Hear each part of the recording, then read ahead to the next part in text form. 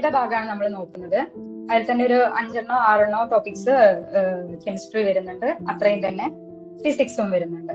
ഏതൊക്കെയാണ്? ആറ്റവും ആറ്റത്തിന്റെ ഘടനയും, പിന്നെ അയിരുകളും ധാതുക്കളും, മൂലകങ്ങളും അവയുടെ വർഗീകരണവും, ഹൈഡ്രജനും ഓക്സിജനും, രസതന്ത്രം, ദൈനംദിന ജീവിതത്തിൽ ദ്രവ്യവും പിണ്ഡവും. ഇത്രയും ഭാഗമാണ് അതിന്ന് കെമിസ്ട്രി വരുന്നത്. ഇത് ഏതിന്റെ സിലബസ് അറിയോ? 10th ലെവൽ അതിന്റെ സിലബസ്. പിന്നെ നമ്മൾ നോക്കിക്കഴിഞ്ഞാൽ ഇത് LD +2 ആ ഒരു ലെവൽ എക്സാംസിന്റെ സിലബസിൽ വരുന്നതാണ്. നോക്കിയേ, സെയിം തന്നെ അല്ലെ, വലിയ വ്യത്യാസമൊന്നുമില്ല. ആ ക്വസ്റ്റ്യന്റെ ടഫ്നെസ് ചിലപ്പോൾ ഇത്തിരി കൂടുന്നല്ലാതെ വേറെ വ്യത്യാസമൊന്നുമില്ല. സിലബസ് തന്നെയാണ്. ആറ്റം, തന്മാത്ര ഒക്കെ തന്നെയല്ലേ. മൂലകങ്ങൾ, അതിലുണ്ട് മൂലകങ്ങൾ. ആവർത്തന പട്ടിക മറ്റതിലും വരുന്നുണ്ട്. ലോഹങ്ങൾ, അലോഹങ്ങൾ, സെയിം. അത് ചെറിയ 1 2 ടോപ്പിക്കേ എക്സ്ട്രാ വരുന്നുണ്ടാവുള്ളൂ, മാറ്റം വരുന്നുണ്ടാവുള്ളൂ. ബാക്കിയൊക്കെ അപ്പൊ നമ്മൾ ഒരു പരീക്ഷയ്ക്ക് പഠിച്ചു കഴിഞ്ഞാൽ ഇത് എല്ലാ എക്സാമിനും അപ്ലിക്കബിൾ ആണ്. ഓക്കെ, ഇനിയിപ്പോ മെയിൻ ആയിട്ട് നമുക്ക് വരുന്ന കൂടുതൽ വാക്കൻസി വരുന്ന ഒരു എക്സാം ആണ് കമ്പനി ബോർഡ്. എല്ലാവരും കൊടുത്തോ? കമ്പനി ബോർഡ് അപ്ലൈ ചെയ്തോ എല്ലാവരും? കമ്പനി ബോർഡ് അസിസ്റ്റന്റ് വിളിച്ചിട്ടുണ്ട്. ഇനി കൊടുക്കാത്ത ആരെങ്കിലും ഉണ്ടെന്നുണ്ടെങ്കിൽ കൊടുക്കാൻ സമയം കഴിഞ്ഞിട്ടില്ല എന്നാണ് ഞാൻ വിചാരിക്കുന്നത്. ഏതാണ്ട് ഇപ്പൊ തീരുന്നുണ്ടാവും. അപ്പൊ അതിന് മുൻപ് കൊടുക്കുക കേട്ടോ. കമ്പനി ബോർഡ് LGS അസിസ്റ്റന്റ് കൂടുതൽ വാക്കൻസി വരുന്ന അടുത്ത പോസ്റ്റാണ്. നമുക്ക് ആ ജോലി ഇഷ്ടമുണ്ടോ ഇല്ലയോ എന്നുള്ളതല്ല, നമ്മൾ അപ്ലൈ ചെയ്യുക, അറ്റൻഡ് ചെയ്യുക എന്നുള്ളതിലാണ്. പിന്നെ നമുക്ക് ഇഷ്ടപ്പെട്ടത് വരുമ്പോ നമുക്ക് മാറാം. ഓക്കെ, അപ്പോ അത് നോക്കാം. പിന്നെ നമ്മുടെ ഡിഗ്രി ലെവലിലേക്ക് വരുമ്പോൾ ഇത് കമ്പനി ബോർഡ് അസിസ്റ്റന്റിന്റെ സിലബസിലുള്ളത്. ആ സിലബസ് ആരെങ്കിലും നോക്കിയിട്ടുണ്ടായിരുന്നോ? ആ സിലബസില് വരുന്ന സയൻസ് ആൻഡ് ടെക്നോളജി എന്ന് പറഞ്ഞിട്ടാണ് കേട്ടോ അതിൽ കൊടുത്തേക്കുന്നത്. അത് പക്ഷേ അതിൽ ഡിഫറെന്റ് ടോപ്പിക് ആണ്. അതിൽ വരുന്നത് സയൻസ് ആൻഡ് ടെക്നോളജി, അതുപോലെ നമ്മുടെ ISRO ഒക്കെ ഇല്ലേ, ISRO, ഡിഫൻസ്, DRDO അങ്ങനത്തെ കാര്യങ്ങളൊക്കെയാണ് വരുന്നത്. പിന്നെ എൻവയോൺമെന്റൽ സയൻസ് വരുന്നുണ്ട്. പിന്നെ ഇന്ത്യയുടെ പോളിസീസ്, ഗവൺമെന്റ് പോളിസീസ് ഒക്കെയാണ് കൂടുതലും അതിൽ വരുന്നത്. കുറച്ച് ഡിഫറെന്റ് ആണ്, കുറച്ചുകൂടെ ഡീപ്പാണ്. പക്ഷെ എന്നാലും മെജോറിറ്റി എക്സാംസിനും നമുക്ക് വരുന്നത് ഈ പറഞ്ഞ സിലബസുകളാണ്. അപ്പൊ നമ്മൾ ഈ സിലബസിൽ നിന്നുകൊണ്ട്, ഈ സിലബസ് എവിടെന്നാ അവര് ചോദ്യമിടുക? SCERT എന്നാ ചോദ്യമിടുക. അപ്പൊ ഈ സിലബസും ഈ SCERTയും കൂടെ ക്ലബ് ചെയ്തിട്ട് ക്ലാസ് എടുക്കാനാണ് ഞാൻ വിചാരിക്കുന്നത്. അങ്ങനെ പോരെ? പിന്നെ നിങ്ങളുടെ അടുത്ത് ചില ആൾക്കാരുടെ അടുത്തൊക്കെ ഗൈഡ് ഉണ്ടായിരിക്കാം. ഓക്കെ, കുഴപ്പമില്ല. ഗൈഡ് ഇല്ല എന്നുണ്ടെങ്കിലും പ്രശ്നമൊന്നുമില്ല. ഉണ്ടെങ്കിൽ നിങ്ങൾ ഓരോ ടോപ്പിക് എടുത്തു കഴിഞ്ഞാൽ ആ ഗൈഡില് അതുമായി ബന്ധപ്പെട്ട എന്തൊക്കെ ചോദ്യം വരുന്നുണ്ട് എന്നുള്ളത് നിങ്ങൾ നോക്കുക കേട്ടോ. നമ്മൾ ഗൈഡ് മാത്രം വായിച്ചു പോയി കഴിഞ്ഞാൽ നമുക്ക് അതിനൊരു ബേസ് കിട്ടില്ല, കണ്ടന്റ് കിട്ടില്ല. അപ്പൊ നമ്മൾ SCERT സിലബസും പ്രീവിയസ് ചോദ്യവും കൂടെ വെച്ചിട്ട് ക്ലാസ് എടുക്കാം എന്നാണ് ഞാൻ വിചാരിക്കുന്നത്. ഓക്കെ, കഴിഞ്ഞ ഒരു LD exam, Tamil and Malayalam ലോയിങ് എന്ന് പറഞ്ഞിട്ട് അതിലൊരു ക്വസ്റ്റ്യൻ പേപ്പർ കിടക്കുന്നുണ്ടായിരുന്നു. ആ എക്സാമിന്റെ കുറച്ച് ചോദ്യങ്ങൾ നമുക്ക് നോക്കാം, എന്നിട്ട് നമുക്ക് നമ്മുടെ ടോപ്പിക്കിലേക്ക് വരാം. ഇന്നത്തെ ടോപ്പിക് മൂലകങ്ങളും അവയുടെ വർഗീകരണവുമാണ്. ചെറിയ ഒരു ടോപ്പിക് ആണ് എന്ന് തോന്നും, പക്ഷേ അതിൽ നിന്ന് എത്ര ചോദ്യം വരും എന്നറിയോ? ലാസ്റ്റ് കഴിഞ്ഞൊരു എക്സാം ഉണ്ടായിരുന്നു. ലാസ്റ്റ് ഏതാ 10th പ്രിലിംസ് ഒരു എക്സാം കഴിഞ്ഞിട്ടുണ്ടായിരുന്നു. അതിന് പോലും അതിൽ നിന്നൊരു ചോദ്യം വന്നിട്ടുണ്ട്. ഓക്കെ, അപ്പം ഇന്ന് ഫസ്റ്റ് ക്ലാസ്, എപ്പോഴും തുടക്കം ആദ്യത്തെ ക്ലാസ് ഒക്കെ എല്ലാവർക്കും ഭയങ്കര എനർജി ആയിരിക്കും, ഫുൾ കോൺസെൻട്രേഷനിലൊക്കെ ഇരിക്കാവും. അപ്പൊ നമ്മൾ കൂടുതൽ ഏറ്റവും ഇമ്പോർട്ടന്റ് ആയിട്ടുള്ള ഭാഗം എടുത്തു കഴിഞ്ഞാൽ അത് അപ്പൊ തന്നെ തലയിൽ കയറും എന്നുള്ള ഒരു ഉദ്ദേശത്തിലാണ് ഞാൻ ഇന്ന് ആ ടോപ്പിക് സെലക്ട് ചെയ്യാൻ കാര്യം. ഓക്കെ, അപ്പോൾ അതിൽ നിന്ന് അതിലേക്ക് വരുന്നതിന് മുൻപ് ഞാൻ പറഞ്ഞില്ലേ തമിഴ് ആൻഡ് മലയാളം ചോദ്യം, അതിൽ കുറെ തമിഴ് ചോദ്യങ്ങൾ ഉണ്ടായിരുന്നു, കുറച്ച് മലയാളം ചോദ്യങ്ങൾ ഉണ്ടായിരുന്നു. ആ മലയാളം ചോദ്യങ്ങളിലെ കെമിസ്ട്രി ഭാഗത്തു നിന്ന് ചോദിച്ച ചോദ്യങ്ങളാണ് ഞാൻ ഇവിടെ കൊടുത്തിട്ടുള്ളത്. ആദ്യത്തെ ചോദ്യം ഇതായിരുന്നു: ആവർത്തന പട്ടികയിലെ 5ാമത്തെ പീരീഡിൽ എത്ര മൂലകങ്ങൾ ഉണ്ട്?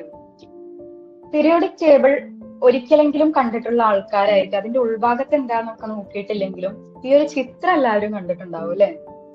എല്ലാവർക്കും സുപരിചിതല്ലേ ഈ ചിത്രം? പീരിയോഡിക് ടേബിള് എല്ലാരും പോയോ? ഓക്കെ. അതില് ആവർത്തന പട്ടികയിലെ 5ാമത്തെ പീരീഡിൽ എത്ര മൂലകങ്ങൾ ഉണ്ട് എന്നുള്ളതാണ്. അപ്പൊ ഏതാണ് 5ാമത്തെ പീരീഡ് എന്ന് അറിയണം. അതിനു മുൻപ് പീരീഡ് എന്താന്ന് അറിയണം. ഇപ്പോ ഞാൻ പറയുമ്പോ നിങ്ങളടുത്ത് ഒരു ഷോർട്ട് നോട്ട് ഉണ്ടായാൽ നന്നായിരിക്കും, ഒരു നോട്ട്ബുക്ക് ഉണ്ടായാൽ നന്നായിരിക്കും. എന്നിട്ട് പറയുന്ന കാര്യങ്ങൾ ഒന്ന് ഷോർട്ടായിട്ട് കുറിച്ച് വെക്കുക കേട്ടോ. പിന്നെ ഈ PDF ഞാൻ ഷെയർ ചെയ്ത് തരാം. പിന്നെ SCERT ടെക്സ്റ്റ് തന്നെയാണ് ഞാൻ കാണിക്കുന്നത്, എന്നാലും അത് ഒന്നുകൂടെ ഷെയർ ചെയ്ത് തരാം. അപ്പൊ ഒരു നോട്ട് ഉണ്ടെങ്കിൽ അപ്പൊ തന്നെ എഴുതുക. എന്ന് വെച്ചാൽ മുഴുവനായിട്ട് എഴുതണം എന്നല്ല, പോയിന്റ് മാത്രം എഴുതി വെക്കുക. ഇവിടെ നിന്ന് തന്നെ പഠിക്കുക. ഇപ്പൊ എന്ത് പറയുന്നു അത് ഇപ്പൊ പഠിക്കുക. പിന്നെ പഠനമില്ല. പിന്നെ നമ്മൾ അടുത്ത തവണ അത് നോക്കുമ്പോ അതിന്റെ റിവിഷൻ ആണ്. ഓക്കെ ഓക്കെ, എല്ലാരും സെറ്റ് അല്ലേ? ഓക്കെ അല്ലേ? ഓക്കെ. അപ്പൊ ചോദ്യം ഇതാണ്, ആവർത്തന പട്ടികയിലെ അഞ്ചാമത്തെ പീരീഡിൽ.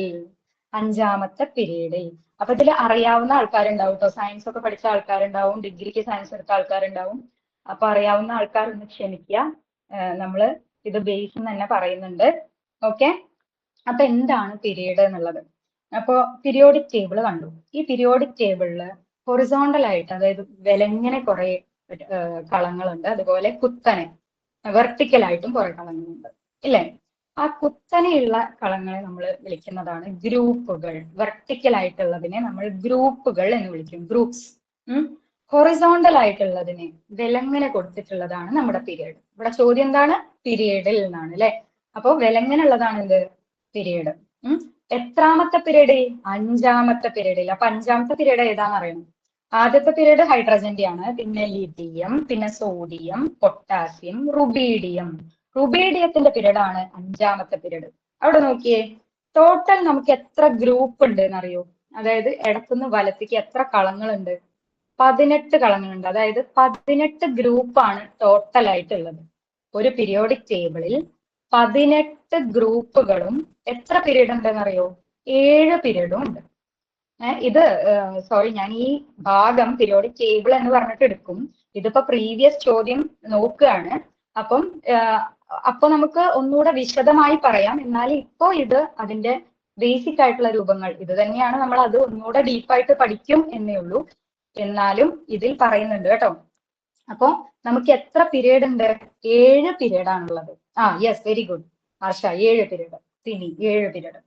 7 പീരീഡ്. എത്ര ഗ്രൂപ്പ് ആണുള്ളത്? 18. 18 ഗ്രൂപ്പ്സും. ഓക്കെ, 18 ഗ്രൂപ്പ്സും. അപ്പൊ റുബീഡിയത്തിന്റെ പീരീഡ് ആണ് ഇവിടെ ചോദിച്ചിട്ടുള്ളത്. അപ്പൊ റുബീഡിയത്തിന്റെ പീരീഡ് നോക്കിയാൽ കളങ്ങളെല്ലാം ഫില്ലാണ്, അല്ലെ? ഇടത്ത് തൊട്ട് വലത്ത് വരെ ഫുള്ളുണ്ട്. അതായത് അപ്പൊ ആൻസർ എന്താ? ആൻസർ എന്ന് പറഞ്ഞ ആൻസർ ആണോ ഇവിടെ ടൈപ്പ് ചെയ്തിരിക്കുന്നത്? ഓ, ഫാസ്റ്റ് ആണോ? സ്ലോ ആക്കാം. ഓക്കെ. അപ്പൊ നോക്കിയേ, ഒന്നുകൂടെ പറയാം.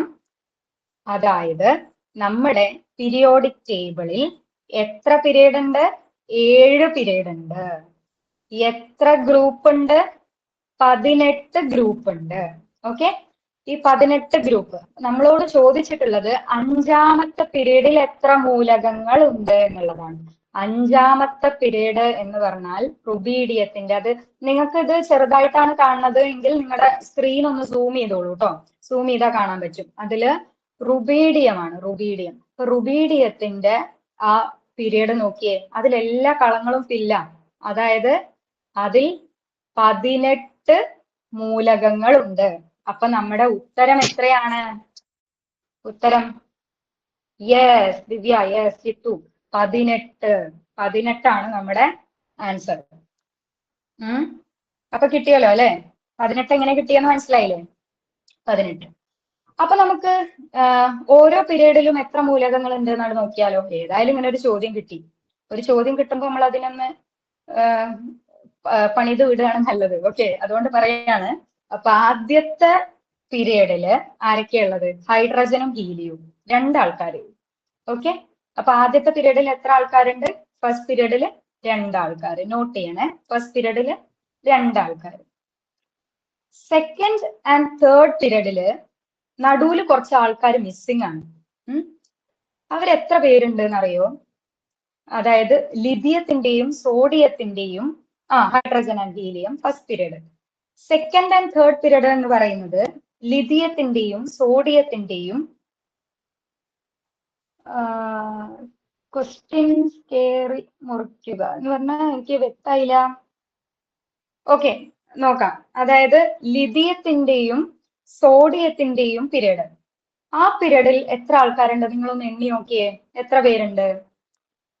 ലിഥിയത്തിന്റെയും സോഡിയത്തിന്റെയും അതില് 8 പേരുണ്ടായിരിക്കും, അല്ലെ? 8 പേരാണുള്ളത്. അപ്പൊ രണ്ടാമത്തെയും മൂന്നാമത്തെയും പീരീഡിൽ എത്ര? 8 പീരീഡ് അല്ല, 8 എലമെന്റ്സ്, 8 മൂലകങ്ങൾ, 8 മൂലകങ്ങളാണ് ഉള്ളത്. 8 മൂലകങ്ങൾ. അപ്പൊ ഒന്നാമത്തെ പീരീഡിൽ 2 മൂലകങ്ങൾ, രണ്ടാമത്തെ പീരീഡിൽ 8 മൂലകങ്ങൾ, മൂന്നാമത്തെ പീരീഡിൽ 8 മൂലകങ്ങൾ. ഇനി നാലാമത്തെ പീരീഡ്. നാലാമത്തെ പീരീഡ് പൊട്ടാസ്യം. പൊട്ടാസ്യം പൊട്ടാസ്യം പൊട്ടാസ്യത്തിന്റെ പീരീഡ് എന്ന് പറഞ്ഞു കഴിഞ്ഞാൽ പൊട്ടാസ്യത്തിന്റെ പീരീഡ് എത്രാമത്തെയാ? നാലാമത്തെ. നാലാമത്തെ പീരീഡിൽ അവിടെ ഫുൾ ആണല്ലേ, എല്ലാ കളങ്ങളും കംപ്ലീറ്റ് ആണ്. അതായത് 18 മൂലകങ്ങളുണ്ട്. 18 മൂലകങ്ങൾ. ഓക്കെ, എട്ടാമത്തേല് 18 മൂലകങ്ങൾ. ഒമ്പതാമത്തേലോ? എട്ടാമത്തേലല്ല, നാലാമത്തേല്. 1, 2, 3 നാലാമത്തെയാണ് പൊട്ടാസ്യം. ഓക്കെ, റുബീഡിയം അഞ്ചാമത്തേതിലും എത്രയാണുള്ളത്? 18 ആണുള്ളത്. അപ്പൊ ഒന്നാമത്തേതിൽ 2 മൂലകങ്ങൾ, രണ്ടാമത്തെ പീരീഡിൽ 8 മൂലകങ്ങൾ, മൂന്നാമത്തെ പീരീഡിൽ 8 മൂലകങ്ങൾ, നാലാമത്തെ പീരീഡിൽ എത്രയാണ്? 18 മൂലകങ്ങൾ. അഞ്ചാമത്തേതിലും 18 മൂലകങ്ങൾ. ഇനി 6ഉം 7ഉം. അപ്പൊ നിങ്ങൾ വിചാരിക്കും 6ഉം 7ഉം 18 തന്നെയല്ലേ? പക്ഷെ അല്ല. ഈ പീരിയോഡിക് ടേബിളിനെ കാണാൻ ഒരു ഭംഗി, നമ്മളവിടെ ചൊർക്ക് അറിയാം, കാണാൻ ഒരു ചൊർക്ക് ഇട്ടാന്ന് പറയും. അത് കാണാൻ ഒരു ഭംഗിക്ക് വേണ്ടിയിട്ട് അവര് 2 ടീംസിനെ താഴേക്ക് ഇറക്കി വെച്ചിട്ടുണ്ട്. അത് 6ാമത്തെയും 7ാമത്തേലും ഉള്ളതാണ്. അതായത് ലന്താനം തൊട്ട് ലുട്ടീഷ്യം വരെയുള്ള 14 ആൾക്കാരും, അതുപോലെ ആക്ടീനിയം തൊട്ട് ലോറൻഷ്യം വരെയുള്ള 14 ആൾക്കാരും താഴെ കിടക്കുന്നുണ്ട്. അപ്പോ സീഷ്യത്തിന്റെ എത്രാമത്തെ? 6ാമത്തെ പീരീഡില് ആ താഴെ കിടക്കുന്ന 14 ആൾക്കാരും പിന്നെ അവര് 18 ആൾക്കാരും കൂടെ ചേർന്ന് എത്ര പേരുണ്ട്? 14 + 18 എത്രയാണ്? 32 അല്ലെ? 32 മൂലകങ്ങൾ ഉണ്ട്. 32 മൂലകങ്ങൾ. ഓക്കെ, അതുപോലെ തന്നെ അടുത്ത 7ാമത്തെ പീരീഡിലും സെയിം തന്നെ ആക്ടീനിയം ടു ലോറൻഷ്യം എന്ന് പറയുന്ന Ac2LW ലോറൻഷ്യം വരെ ഉള്ള 14 ആൾക്കാരും കൂടെ ചേർന്ന് അവരും 32 ഉണ്ട്. അപ്പോ ഓരോ പീരീഡിലും മൂലകങ്ങളുടെ എണ്ണം first period 2, second and third 5, ഫോർത്തിലും ഫിഫ്തിലും സെക്കൻഡ് ആൻഡ് തേർഡ് 8, ഫോർത്തിലും ഫിഫ്തിലും 18, പിന്നെ 6th 7th 32. ഇവിടെ ചോദിച്ചത് ആവർത്തന പട്ടികയിലെ 5ാമത്തെ പീരീഡിൽ എത്ര ഉണ്ട്? 18. യെസ് ഇനി എഴുതിയിട്ടുണ്ട്. കറക്റ്റ് ആണ്, കറക്റ്റ്. ഓക്കെ, അപ്പൊ ഇത്രയും ക്ലിയർ ആയി എന്ന് ഞാൻ വിചാരിക്കുന്നു. ഓക്കെ, ഇനി പീരിയോഡിക് ടേബിളിനെ നമ്മളൊന്ന് ചെക്ക് ചെയ്യാൻ പോയി കഴിഞ്ഞാൽ കുറെ കാര്യങ്ങൾ ഇതൊന്ന് കിട്ടും. ലന്താനം ടു ലുട്ടീഷ്യം ഞാൻ ഒന്ന് ഇത് തന്നെ ഒന്നുകൂടെ എടുക്കും കേട്ടോ. എങ്കിലും ഞാൻ പറയാണ്, പതുക്കെ തന്നെ പറഞ്ഞു തരാം. അതായത് ലന്താനം ടു ലുട്ടീഷ്യം എന്ന് നമ്മൾ പറഞ്ഞില്ലേ, അതിനെ നമ്മൾ വിളിക്കുന്നതാണ് ലാന്തനോയിഡ്സ്. അവരെ വിളിക്കുന്ന പേരാണ് ലാന്തനോയിഡ്സ്. അതുപോലെ ആക്ടീനിയം ടു ലോറൻഷ്യം അവരെ വിളിക്കുന്ന പേരാണ് ആക്ടിനോയിഡ്സ്. ഓക്കെ, ജസ്റ്റ് പറഞ്ഞേ ഉള്ളൂ. അതുപോലെ ഇതിലെ എലമെന്റ്സിനൊക്കെ നമുക്ക് പഠിക്കണം കേട്ടോ. അപ്പൊ നിങ്ങൾ വിചാരിക്കും ഇത് പഠിക്കാൻ ഭയങ്കര ബുദ്ധിമുട്ടാണ്, എന്നെ കൊണ്ടൊന്നും നടക്കില്ലോ, ഇത് മൊത്തം പഠിച്ചു തീർക്കാം, എന്നാ തീരാന്നൊക്കെ വിചാരിക്കും. പക്ഷെ ഞാൻ ഇപ്പൊ പറഞ്ഞു തരട്ടെ നിങ്ങൾക്ക് പഠിക്കാന്. അതായത് നിങ്ങള് ഇമ്പോർട്ടന്റ് ആയിട്ടുള്ള കുറച്ച് എലമെന്റ്സ് ആണ്.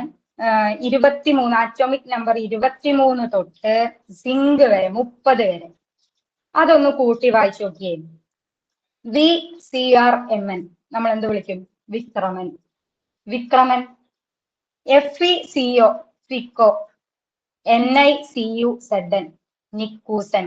വിക്രമൻ, ഫിക്കോ, നിക്കൂസൻ. പഠിച്ചില്ലേ? 23 തൊട്ട് 30 വരെ പഠിച്ചില്ലേ? സെറ്റല്ലേ? ഇത് ചിലപ്പോ നിങ്ങൾ സ്കൂളിലൊക്കെ പഠിക്കുമ്പോൾ കേട്ടിട്ടുണ്ടാവും. ഇത് സ്കൂളിൽ നിന്ന് കിട്ടിയതാ. വിക്രമൻ, ഫിക്കോ, നിക്കൂസൻ. ഇതില് എപ്പോഴും ചോദിക്കാറുള്ളത് ആരെയൊക്കെയാണെന്ന് അറിയോ? കോപ്പറിനെ ചോദിക്കലുണ്ട്. Copper 29 copper. അപ്പൊ നമുക്ക് 23 തൊട്ട് 30 വരെ വിക്രമൻ, ഫിക്കോ, നിക്കൂസൻ ആണെന്നുണ്ടെങ്കിൽ നമുക്ക് അതിന്റെ ഇടയിൽ നിന്നുള്ള ആൾക്കാരെ നമ്പർ ചോദിച്ചു കഴിഞ്ഞാൽ, ആറ്റോമിക് നമ്പർ ചോദിച്ചു കഴിഞ്ഞാൽ നമുക്ക് കിട്ടും. ഓക്കെ, അയൺ ചോദിക്കാറുണ്ട്. അയൺ ആണ് കേട്ടോ. Fe എന്ന് പറയുന്നത് അയൺ ആണ്. അയൺ 26. അതുപോലെ ഇലക്ട്രോൺ വിന്യാസം എന്ന് പറഞ്ഞിട്ടൊരു പരിപാടി ഉണ്ട്. അതിലേക്ക് നമ്മൾ എത്തും. അപ്പൊ അതില് ഇമ്പോർട്ടന്റ് ആയിട്ടുള്ള രണ്ടാൾക്കാരാണ് കൊബാൾട്ടും കോപ്പറും. അവരുടെ സ്ഥിരത കുറച്ച് പണിയുള്ള എന്ന് വെച്ചാൽ അവർക്ക് ഇത്തിരി സ്ഥിരത കൂടുതലാ. ആർക്ക്? കൊബാൾട്ടിനും കോപ്പറിനും. അപ്പൊ അതിന്റെയും അറ്റോമിക് നമ്പർ ഓർത്തിരിക്കുക. അതുപോലെ ഇവിടെ കുറച്ച് ഫാമിലികളുണ്ട്. ഒരു മിനിറ്റ്, സോറി, കുറച്ച് ഫാമിലികളുണ്ട്. അയ്യോ, എവിടെ? ഈ സൈഡില് ആരൊക്കെയാണെന്ന് അറിയോ? ഇവിടെ ബോറോൺ ഫാമിലി ഉണ്ട്. ഒക്കെ കുടുംബക്കാരാണ് കേട്ടോ, എല്ലാരും കുടുംബക്കാരാ. ബോറോൺ കുടുംബം, കാർബൺ കുടുംബം, നൈട്രജൻ കുടുംബം, ഓക്സിജൻ കുടുംബം, പിന്നെ ഹാലോജൻ എന്ന് പറയാം, ഹാലോജൻസ്, ഫ്ലൂറിൻ തൊട്ടുള്ള ഹാലോജൻസ്. വെർട്ടിക്കലായിട്ട് താഴേക്കുള്ളതാട്ടോ ഞാൻ പറയുന്ന ഗ്രൂപ്പുകളാണ്. പിന്നെ നോബിൾ ഗ്യാസസ് എന്ന് പറയും, ലാസ്റ്റത്തെ നോബിൾ ഗ്യാസസ് എന്ന് പറഞ്ഞാൽ അലസവാതകങ്ങൾ അല്ലെങ്കിൽ ഉത്കൃഷ്ടവാതകങ്ങൾ എന്നൊക്കെ പറയും. അവര് മടിയന്മാരാ, അലസവാതകങ്ങളാണ്. അവര് സ്ഥിരത കൈവരിച്ച ആൾക്കാരാണ്. അവരങ്ങനെ സ്ഥിരമായിട്ട് ഇരിക്കുള്ളൂ. അവർക്ക് പണിയെടുക്കാൻ വലിയ ഇഷ്ടമല്ല, അതാണ് അവരങ്ങനെ വിളിക്കുന്നത്. ഓക്കെ. അപ്പോ അവരാണ് helium, neon, argon, krypton, Zenon, റെഡോൺ എന്നൊക്കെ പറയുന്നത്. പേടിക്കണ്ട, നമ്മൾ നോക്കും. ഓക്കെ. ഇപ്പൊ ഓക്സിജൻ ഫാമിലി നോക്കിയേ. ഓക്സിജൻ ഫാമിലി നിങ്ങളൊന്ന് വായിച്ചു നോക്കിയേ.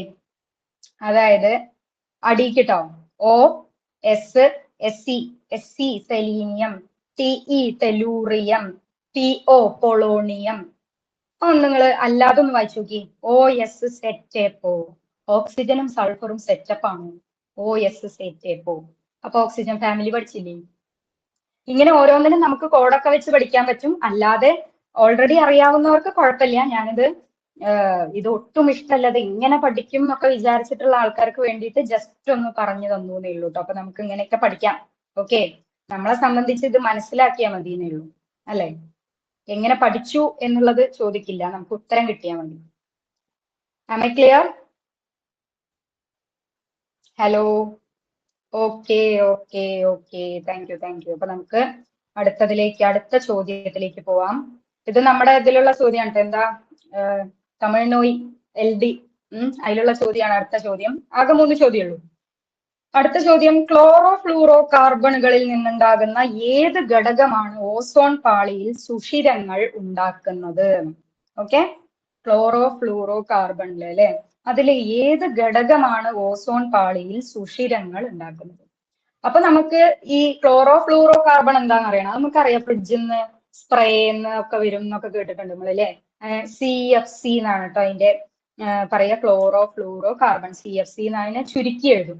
പക്ഷെ അതിന്റെ കെമിക്കൽ ഫോർമുല, അതിന്റെ രാസസൂത്രം എന്ന് പറയുന്നത് നമുക്ക് ഈ ചിത്രത്തിൽ നിന്ന് കിട്ടും. അതിന്റെ രാസസൂത്രം ഒരു പ്രീവിയസ് ചോദ്യം കേട്ടോ, ഒരു പണ്ട് മുന്നത്തെ ഒരു ചോദ്യ പേപ്പറിൽ ഞാൻ കണ്ടിട്ടുണ്ട്. എന്താണെന്നറിയോ? അതിന്റെ ഈ ചിത്രം നോക്കിയാൽ നിങ്ങൾക്ക് മനസ്സിലാവുക. കറുത്ത് കാണുന്നതാണ്, സൂം ചെയ്യണോ? കാണില്ലേ നിങ്ങൾക്ക് കൃത്യമായിട്ട്?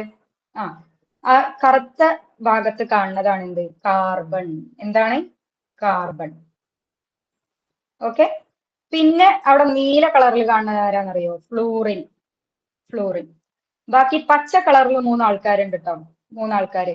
ഈ ഇവിടെ ഒറ്റയ്ക്ക് മാറിക്കുന്ന ഒരു ക്ലോറിൻ ഉണ്ടല്ലോ, അത് അവിടെ ബോണ്ട് ഉള്ളതാണ്. ലൈറ്റ് വന്ന് തട്ടിയപ്പോ ആ ക്ലോറിൻ ഒന്ന് അവരിൽ നിന്നൊന്ന് വേർപെട്ട് പോകുന്ന ചിത്രമാണ് അവിടെ കൊടുത്തിട്ടുള്ളത്. ഓക്കെ. അപ്പൊ ക്ലോറിൻ എത്ര എണ്ണം ഉണ്ട്? Cl3, 3 എണ്ണം ഉണ്ട്. അപ്പൊ എന്താണ് CFCയുടെ കെമിക്കൽ ഫോർമുല? CfCl3. ഇതൊരു പ്രീവിയസ് ചോദ്യമാണ്. ക്ലോറോ കാർബണിന്റെ കെമിക്കൽ ഫോർമുല CfCl3. ഇനി ആരും മറക്കില്ലല്ലോ, ഈ ചിത്രം ഓർമ്മല്ലേ? CfCl3 കിട്ടിയില്ലേ? പോയോ എല്ലാരും? Okay okay okay okay, CfCl3. Yes.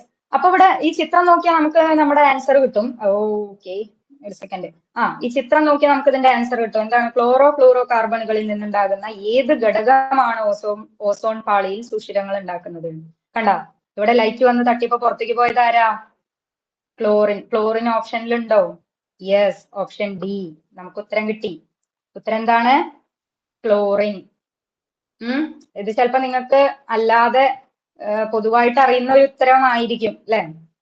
Okay, what ever. ഇനി ഇതിൽ എന്താ സംഭവിക്കുന്നത് എന്ന് ഞാൻ പറഞ്ഞുതരാം. അതായത് ഓസോൺ എന്ന് പറഞ്ഞാൽ O3 ആണ്. O3 ആണ് കേട്ടോ, ഓസോൺ O3. അതിലേക്ക് നമ്മുടെ CFCl3 വന്ന് തട്ടും ഇല്ലേ? CFCl3. ഈ CFCl3 വന്ന് തട്ടുമ്പോൾ എന്ത് സംഭവിക്കും എന്ന് വെച്ചാൽ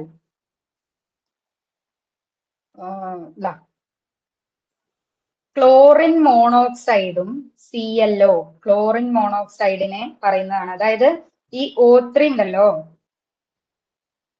ഇതിൽ ടൈപ്പ് ചെയ്യൽ കുറച്ച് പണിയാണ്.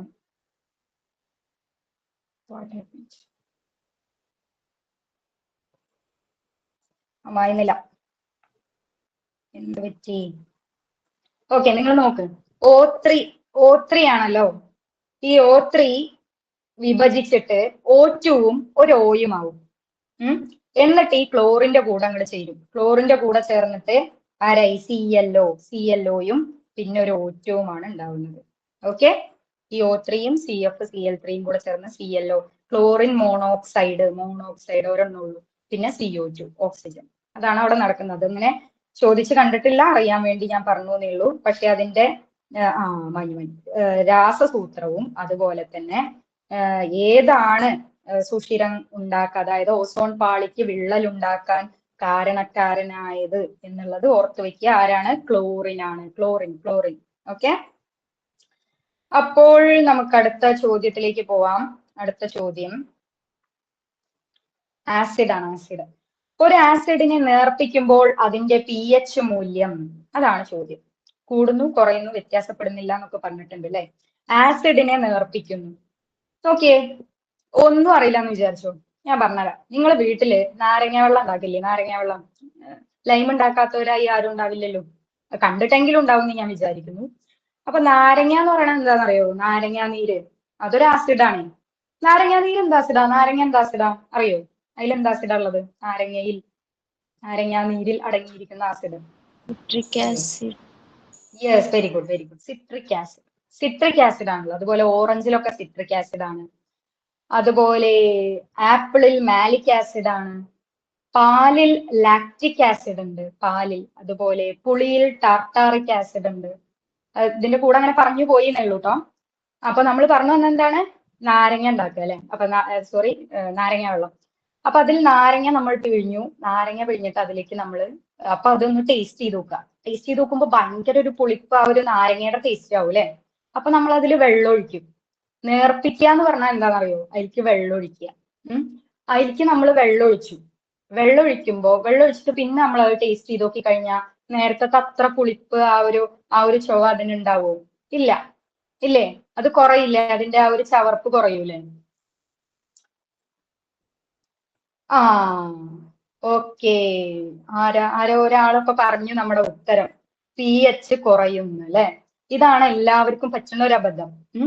ഞാൻ ഇവിടെ പറഞ്ഞത് ആസിഡിനെ നമ്മൾ വെള്ളം ഒഴിച്ച് നേർപ്പിച്ചു, അപ്പോൾ അതിന്റെ ടേസ്റ്റ് കുറഞ്ഞു എന്ന് പറഞ്ഞു. ടേസ്റ്റ് എന്ന് പറഞ്ഞു കഴിഞ്ഞാൽ അതിന്റെ ആസിഡ് സ്വഭാവമാണ് കുറയുന്നത്. ഓക്കെ, നമ്മുടെ ചോദ്യം എപ്പോഴും ശ്രദ്ധിക്കണം. ഇവിടെ ചോദ്യം എന്താണെന്നറിയോ? അതിന്റെ pH മൂല്യത്തിന് എന്ത് സംഭവിച്ചു എന്നുള്ളതാണ് ചോദ്യം. pH ആണ്. ഈ ചോദ്യം കുറയുന്നു നമുക്ക് ഉത്തരം പറയാം. എങ്ങനെയാണെന്നറിയോ? ഒരു ആസിഡിനെ നേർപ്പിക്കുമ്പോൾ അതിന്റെ ആസിഡ് സ്വഭാവത്തിന് എന്തു പറ്റും എന്ന് ചോദിച്ചു കഴിഞ്ഞാൽ നമുക്ക് പറയാം ആസിഡ് സ്വഭാവം കുറയും, അങ്ങനെ പറയാം. പക്ഷെ ഇവിടെ ചോദ്യം pH ആണ്. അപ്പോ നമ്മൾ pH കണ്ടുപിടിക്കണം. അപ്പൊ ആസിഡ് സ്വഭാവം കുറയുന്ന നമുക്ക് മനസ്സിലായി. നമ്മുടെ നാരങ്ങ നീരിന്ന് നമുക്ക് മനസ്സിലായി. നാരങ്ങയില് ഏത് വൈറ്റമിനാ ഉള്ളത് അറിയോ? ഇങ്ങനെ ഇടയ്ക്കിടയ്ക്ക് വേറെ ഇത് വരും കേട്ടോ. ജസ്റ്റ് നിങ്ങൾ എക്സ്ട്രാ പോയിന്റ് ആയി കൂട്ടിയാൽ മതി. യെസ്, വൈറ്റമിൻ സി നമ്മൾ വേറൊരു പേര് വിളിക്കും. എന്താണെന്നറിയോ? അസ്കോർബിക് ആസിഡ് കേട്ടോ, അസ്കോർബിക് ആസിഡ്. അത് നമ്മൾ ബയോളജിയിലാണ് പഠിക്കുന്നത്, നമ്മൾ കെമിസ്ട്രിയാണ്. നമ്മൾ തിരിച്ചു വരുന്നു. Okay, vitamin C, ascorbic acid. Okay, ascorbic acid.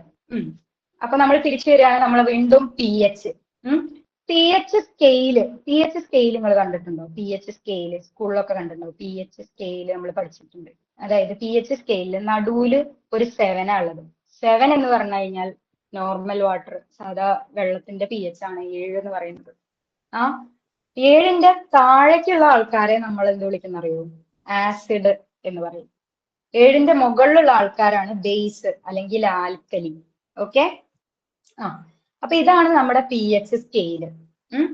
ഈ പി എച്ച് സ്കെയിൽ പറഞ്ഞപ്പോഴാ പി എച്ച് സ്കെയിൽ കണ്ടുപിടിച്ചത് ആരാന്നറിയോ? പി എച്ച് സ്കെയില് അത് ഒരു പ്രീവിയസ് ചോദ്യമാണ്. പി എച്ച് സ്കെയിൽ ആരാ കണ്ടുപിടിച്ചത് എന്നുള്ളത് അതൊരു പ്രീവിയസ് ചോദ്യമാണ്. പി എച്ച് സ്കെയിൽ ഞാൻ ക്ലൂ തരാം. ഒരു ഡെൻമാർക്കുകാരനാണ്, ഒരു ഡാനിഷ്കാരനാണ്. ഒന്നുകൂടെ പറയാം, 1909 ആണ്, അതായത് 1909 സോറൻസൺ. യെസ് ആരൊക്കെ പറഞ്ഞല്ലോ? സാൽവിയ പറഞ്ഞു. Very good. Sorensen. Okay, Sorensen ആണ് കണ്ടുപിടിച്ചത്. സോറൻസൺ. അപ്പൊ 1909 അത് പോട്ടെ, അതൊരു എക്സ്ട്രാ പോയിന്റ്. നമ്മളിപ്പോ ഇവിടെ നമ്മുടെ ചോദ്യത്തിനുള്ള ഉത്തരം കണ്ടുപിടിക്കാം. എന്താണ്? ആസിഡ് സ്വഭാവം അല്ലെ. അപ്പോ നമ്മളുടെ നാരങ്ങാ നീരിന് ആദ്യം നല്ല ആസിഡ് സ്വഭാവമായിരുന്നു, അതുകൊണ്ടാണ് നല്ല പുളി പോലെ തോന്നിയത്. അപ്പൊ ഒരു ആസിഡിന്റെ വാല്യൂ ഒരു 1 ഉണ്ട് എന്ന് വിചാരിക്കാം. അപ്പൊ നമ്മൾ വെള്ളം ഒഴിച്ചപ്പോ അതിന്റെ ആസിഡ് സ്വഭാവം കുറഞ്ഞു. ആസിഡ് സ്വഭാവം കുറഞ്ഞു എന്ന് പറഞ്ഞാല് വാല്യൂ ഇങ്ങനെ കൂടി കൂടി കൂടി വരികയല്ലേ ചെയ്യാം. അത് 7ന്റെ അടുത്തേക്ക് എത്തും. ബേസിനോട് അടുക്കൂലേ.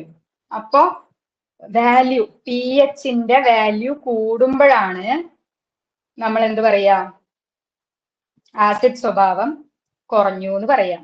ഓക്കെ, അപ്പൊ പി എച്ച് ഒരു 3 ഒക്കെ ആയി എന്ന് വിചാരിച്ചു. ഒരിക്കലും 7നേക്കാൾ കൂടുതലാവൂല കേട്ടോ, 7ന്റെ തൊട്ട് താഴത്തേക്കേ വരുള്ളൂ. അപ്പൊ ഒരു ആസിഡിനെ നേർപ്പിക്കുമ്പോൾ അതിന്റെ പി എച്ച് മൂല്യത്തിന് എന്ത് സംഭവിച്ചു? പി എച്ച് മൂല്യം കൂടുമോ കുറയുമോ? പി എച്ച് മൂല്യം എല്ലാരും പോയോ? യെസ്, പി എച്ച് കൂടുന്നു. പി എച്ച് കൂടുന്നു. യെസ് യെസ് യെസ്, ക്ലിയർ ആയി എന്ന് ഞാൻ വിചാരിക്കുന്നു. പി എച്ച് കൂടും. ഇനി പി എച്ച് കാണാനൊരു ഇക്വേഷൻ ഉണ്ട് കേട്ടോ. ആ ഇക്വേഷൻ വെച്ചിട്ട് നമുക്ക് ചെയ്യാനൊന്നും വരില്ല. പക്ഷെ പി എച്ച് കാണാനുള്ള ഇക്വേഷൻ ചിലപ്പോൾ ചോദിക്കാൻ സാധ്യതയുണ്ട്. നിങ്ങളൊന്ന് അറിഞ്ഞിരിക്കുക. ജസ്റ്റ് ഒന്ന് പറയാം. പി എച്ച് കാണാൻ P H equal to -log H+ ആണ്. -log concentration of, 2 square bracket ഇട്ട് കഴിഞ്ഞാൽ അതിന് കെമിസ്ട്രിയിൽ വിളിക്കുക കോൺസെൻട്രേഷൻ ആട്ടോ. Concentration of H+. ഓക്കെ, ഇതാണ് അതിന്റെ equation. -log concentration of H+. അപ്പോ നമ്മൾ ഈ ആസിഡിനെ പറയണ്ടല്ലോ, ആസിഡ് എന്ന് പറഞ്ഞാൽ acid is a proton donor എന്നാ പറയാ. എന്താ ഈ പ്രോട്ടോൺ? പ്രോട്ടോൺ H+ ആണ് കേട്ടോ. H+. ഹൈഡ്രജൻ അയോണിനെ നമ്മള് H+നെയാണ് നമ്മൾ എന്ത് വിളിക്കുക അറിയോ? പ്രോട്ടോൺ എന്ന് വിളിക്കുക. അപ്പൊ acid is a proton donor. ഈ ഇക്വേഷൻ വെച്ചിട്ട് നമുക്ക് ഇതിന് ആൻസർ കണ്ടുപിടിക്കാൻ പറ്റും കേട്ടോ. പക്ഷെ നമ്മൾ അത്രയും കോംപ്ലിക്കേറ്റഡ് ആയി പോയി നമുക്ക് സ്റ്റെപ്പിന് മാർക്കൊന്നും കിട്ടാനില്ല. അതുകൊണ്ട് നമ്മൾ ഇത് അറിഞ്ഞിരിക്കേണ്ട കാര്യമില്ല. ഇതില് വാല്യൂ കൊടുത്തിട്ടും നമുക്ക് പി എച്ച് കൂടുന്നു എന്ന് മനസ്സിലാക്കാം. ഓക്കെ, പക്ഷെ ഇക്വേഷൻ ഓർത്തിരിക്കുക. P H equal to -log concentration of H+. Okay, അപ്പൊ acid is a proton donor. H+ന്റെ ഡോണർ ആണെന്ന് പറഞ്ഞു. ഒരു ആസിഡ് പറഞ്ഞേ, HCl. ഓക്കെ, HCl ഒരു ആസിഡ് ആണ്. കേട്ടിട്ടില്ലേ ഈ ആസിഡ് HCl? നമ്മുടെ സ്റ്റൊമക്കിലൊക്കെ ഉള്ളത് HCl അല്ലെ? ആമാശയത്തിൽ അടങ്ങിയിരിക്കുന്ന ആസിഡ് HCl. ഈ HClനെ ഒന്ന് മാറ്റി എഴുതി നോക്കിയേ. ഇങ്ങനെ എഴുതുക, H+Cl-. കണ്ടോ? അപ്പൊ ഇത് റിയാക്ഷൻ നടക്കുമ്പോൾ, രാസപ്രവർത്തനത്തിൽ ഏർപ്പെടുമ്പോൾ acid is a proton donor. ഇതിന് എന്ത് ചെയ്യും? H+നെ വിട്ടുകൊടുക്കും. ഓക്കെ, H+നെ വിട്ടുകൊടുക്കും. Okay, H2SO4. അമൃത പറയുന്നു H2SO4. H2SO4 രാസവസ്തുക്കളുടെ രാജാവ് അല്ലെ, സൾഫ്യൂരിക് ആസിഡ്. സൾഫ്യൂരിക് ആസിഡ് എന്ന് പറയുമ്പോൾ H2SO4. H2SO4 അതിനെ നമുക്ക് എങ്ങനെ എഴുതാം? അയ്യോ, H2SO4നെ H2SO4നെ H+ എന്നും SO4 2- എന്നും എഴുതാം. അത് രാസപ്രവർത്തനത്തിൽ ഏർപ്പെടുമ്പോൾ ഇങ്ങനെയാണ് അത് വിഭജിക്കുക. H+ SO4 2-. അപ്പോഴും ആരെ വിട്ടുകൊടുത്തു? H+നെ വിട്ടുകൊടുത്തു. കണ്ടോ, H+ പോയി. അപ്പൊ വീണ്ടും നമുക്ക് മനസ്സിലായി acid is a proton donor. Okay, അപ്പൊ അതൊരു എക്സ്ട്രാ പോയിന്റ് ആണ്, ഓർത്തിരിക്കുക. Acid is a proton donor. Acid H+നെ വിട്ടുകൊടുക്കും. അപ്പൊ ഇത്രയേ ഉള്ളൂ. നമ്മുടെ ഈ കാര്യം മനസ്സിലായി എന്ന് വിചാരിക്കുന്നു. ആസിഡ്, ഒരു ആസിഡിനെ നേർപ്പിക്കുമ്പോൾ അതിന്റെ പി എച്ച് മൂല്യം എന്ത് സംഭവിക്കും? കൂടുന്നു. അതിന്റെ ആസിഡ് സ്വഭാവം കുറയുന്നു. ഓക്കെ, അതിന് മുന്നേ ആസിഡിനെ നേർപ്പിക്കുമ്പോൾ എന്ന് പറഞ്ഞു അല്ലേ? ആസിഡിനെ നേർപ്പിക്കുക എന്ന് പറഞ്ഞു കഴിഞ്ഞാൽ എന്താണ്? ആസിഡിൽ വെള്ളം ചേർക്കുകയാണ്. അപ്പോ ഡിസ്റ്റിൽഡ് വാട്ടർ ആട്ടോ, സാധാ വാട്ടർ അല്ല, ഡിസ്റ്റിൽഡ് വാട്ടർ ആണ് ആഡ് ചെയ്യുക. അപ്പൊ ആസിഡിൽ വെള്ളം ചേർക്കുക എന്ന് പറയുമ്പോൾ അത് എങ്ങനെയാണ്? നമ്മൾ ആസിഡിലേക്കാണോ വെള്ളം ഒഴിക്കുക, വെള്ളത്തിലേക്കാണോ ആസിഡ് ഒഴിക്കുക? നമ്മളിപ്പോ നേരത്തെ നാരങ്ങ ഉണ്ടാക്കിയപ്പോഴേ നാരങ്ങ നീര് പിഴിഞ്ഞിട്ട് അതിലേക്ക് വെള്ളം ഒഴിക്കുക ചെയ്തു. അപ്പൊ അത് നമ്മുടെ സാധാ ഒരു വീര്യമില്ലാത്ത, ഇപ്പൊ വിനാഗിരി ആയിക്കോട്ടെ, നാരങ്ങ ആയിക്കോട്ടെ, ഓറഞ്ച് ആയിക്കോട്ടെ, അതൊന്നും പ്രശ്നമില്ല. അപ്പൊ സൾഫ്യൂരിക് ആസിഡിന്റെ കാര്യം പറഞ്ഞുകൊണ്ട് പറയാം. അപ്പൊ സൾഫ്യൂരിക് ആസിഡ് പോലുള്ള, നൈട്രിക് ആസിഡ് പോലുള്ള ആസിഡ്സില് നമ്മൾ ആസിഡിലേക്ക് കൊണ്ടുപോയി വെള്ളം ഒഴിച്ചു കഴിഞ്ഞാൽ പൊട്ടിത്തെറിക്കും. നല്ല കോൺസെൻട്രേറ്റഡ് ആണെങ്കിൽ എന്തായാലും റിയാക്ഷൻ നടക്കും. നമ്മൾ എപ്പോഴും എന്ത് ചെയ്യാന്നറിയോ? വെള്ളം ഒഴിക്കുക, കുറച്ച് വെള്ളം എടുത്തിട്ട് അതിലേക്ക് തുള്ളി തുള്ളി തുള്ളി ആയിട്ട് ആസിഡ് ആഡ് ചെയ്യുകയാണ് ചെയ്യുക. ഓക്കെ, അപ്പൊ അത് കിട്ടിയില്ലേ?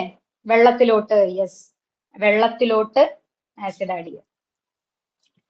നമ്മുടെ മറ്റേ വീട്ടിലുള്ള ചെറിയ പരിപാടിക്കൊന്നും കുഴപ്പമില്ല കേട്ടോ. ഞാൻ പറഞ്ഞത് സൾഫ്യൂരിക് ആസിഡ് ഒക്കെ ലാബിൽ ഡയല്യൂട്ട് ചെയ്യുമ്പോൾ HCl, സൾഫ്യൂരിക് ആസിഡ്, HNO3 ഒക്കെ ഡയല്യൂട്ട് ചെയ്യുന്ന സമയത്ത് നമ്മൾ ചെയ്യേണ്ട കാര്യമാണ് പറഞ്ഞത്. അല്ല, അങ്ങനെ ഒരു ചോദ്യം വരാറുണ്ട്, അതായത് ആസിഡിലേക്കാണോ, അത് എപ്പോഴും തെറ്റിക്കാൻ സാധ്യതയുള്ള ഒരു സാധനമാണ്, അതുകൊണ്ട് പറഞ്ഞു. അപ്പൊ ഇത്രയും ചോദ്യങ്ങൾ മാത്രമേ നമ്മുടെ LD തമിഴ് നോയിങ്ങിൽ കണ്ടുള്ളൂ. അപ്പോ ഈ ചോദ്യങ്ങൾ എല്ലാവർക്കും ഓക്കെ ആണ് എന്നാണ് എന്റെ വിശ്വാസം. ഇതിൽ ഡൗട്ട് ഒന്നുമില്ലല്ലോ? ഓക്കെ അല്ലേ? Okay okay, thank you thank you thank U. അപ്പോ ആരും ഉറങ്ങിയില്ലല്ലോ അല്ലെ? റിയാക്ഷന്റെ എണ്ണം കുറഞ്ഞോ? ബാക്കി എല്ലാവരും ഇവിടെ അല്ലേ? 10-30 ആൾക്കാരുണ്ട് എന്നാണ് എനിക്ക് തോന്നുന്നത്. ഓക്കെ, അല്ല 48, ഈശ്വര, 48 ആൾക്കാരുണ്ട്. ഓക്കെ, എല്ലാരും അവിടെ തന്നെ ഉണ്ടാവണേ. നമ്മൾ നമ്മുടെ ടോപ്പിക്കിലേക്ക് കിടക്കുകയാണ്. എല്ലാരും ഉഷാറായിക്കേ ഉഷാറായിക്കേ. നമ്മൾ ഇത്രയും നേരം ഇപ്പൊ നമ്മൾ എന്താ പറഞ്ഞേ?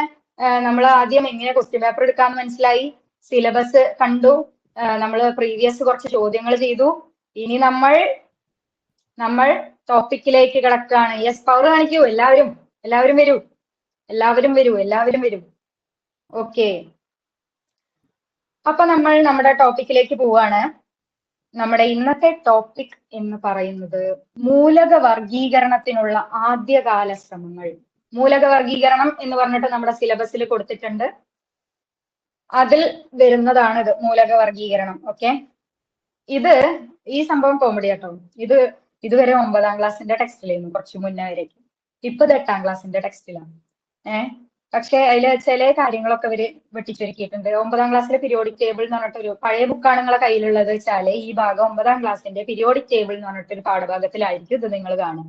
അല്ല, 8ാം ക്ലാസ്സിന്റെ ഇപ്പത്തെ ടെക്സ്റ്റ് ആണ് നിങ്ങളെ കയ്യിലുള്ളത് എന്നുണ്ടെങ്കിൽ ഇത് 8ാം ക്ലാസ്സിന്റെ ചാപ്റ്ററിന്റെ പേരെന്തായിരുന്നു? മൂലകം എന്ന് പറഞ്ഞിട്ടുള്ള ഒരു ചാപ്റ്റർ തന്നെയാണ്. മൂലകം എന്ന് വെച്ച് തുടങ്ങുന്ന ഒരു ചാപ്റ്റർ ആണ്. മൂലകം വർഗീകരണം തോന്നുന്നു.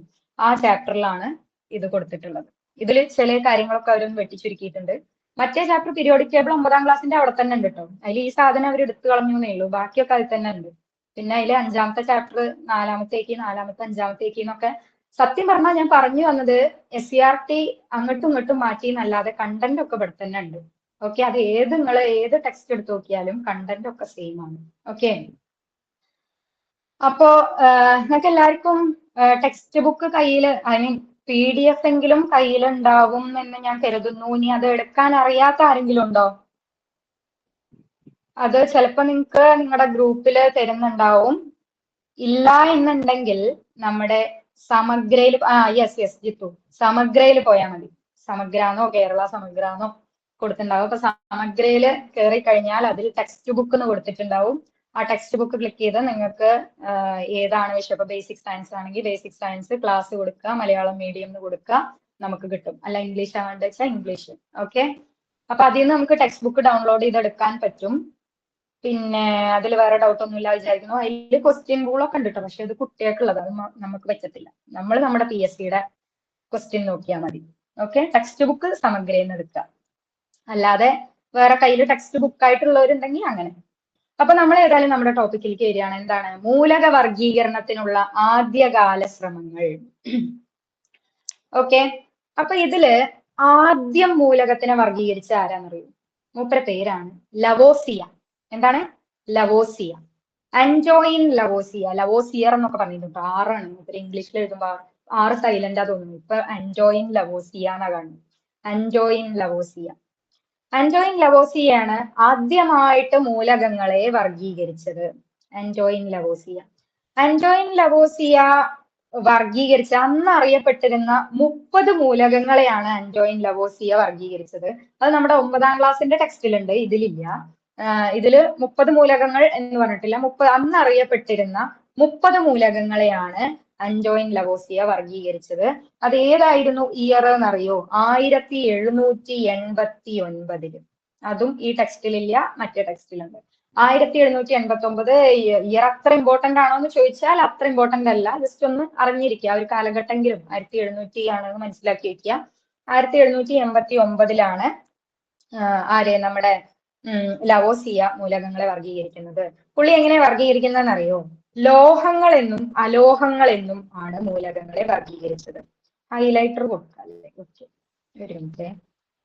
മൂലകങ്ങളെ എങ്ങനെയാണ് വർഗീകരിച്ചത് ലവോസിയ? ലോഹങ്ങളെന്നും അലോഹങ്ങളെന്നുമാണ് മൂലകങ്ങളെ വർഗീകരിച്ചത്. അപ്പൊ നിങ്ങൾ ഇങ്ങനെ നോട്ടിൽ എഴുതിയാൽ മതി, ലവോസിയ ലോഹങ്ങൾ അലോഹങ്ങൾ. കഴിഞ്ഞു, അത്രേ വേണ്ടു. മൂലക വർഗീകരണം എന്ന് ഹെഡിങ് കൊടുക്കുക. ലവോസിയ ലോഹങ്ങൾ അലോഹങ്ങൾ. ആദ്യത്തെ പഠിച്ചില്ലേ? ലവോസിയ എങ്ങനെയാണ് ആദ്യം അറിയപ്പെട്ടിരുന്ന 30 മൂലകങ്ങളെ ലോഹങ്ങളെന്നും അലോഹങ്ങളെന്നും വർഗീകരിച്ചു. പിന്നെ അടുത്ത നമ്മുടെ ആള് ആരാണ് എന്ന് ചോദിച്ചാൽ, അടുത്തതായി മൂലകങ്ങളെ വർഗീകരിച്ച വ്യക്തിയാണ് ഡോബറൈനർ.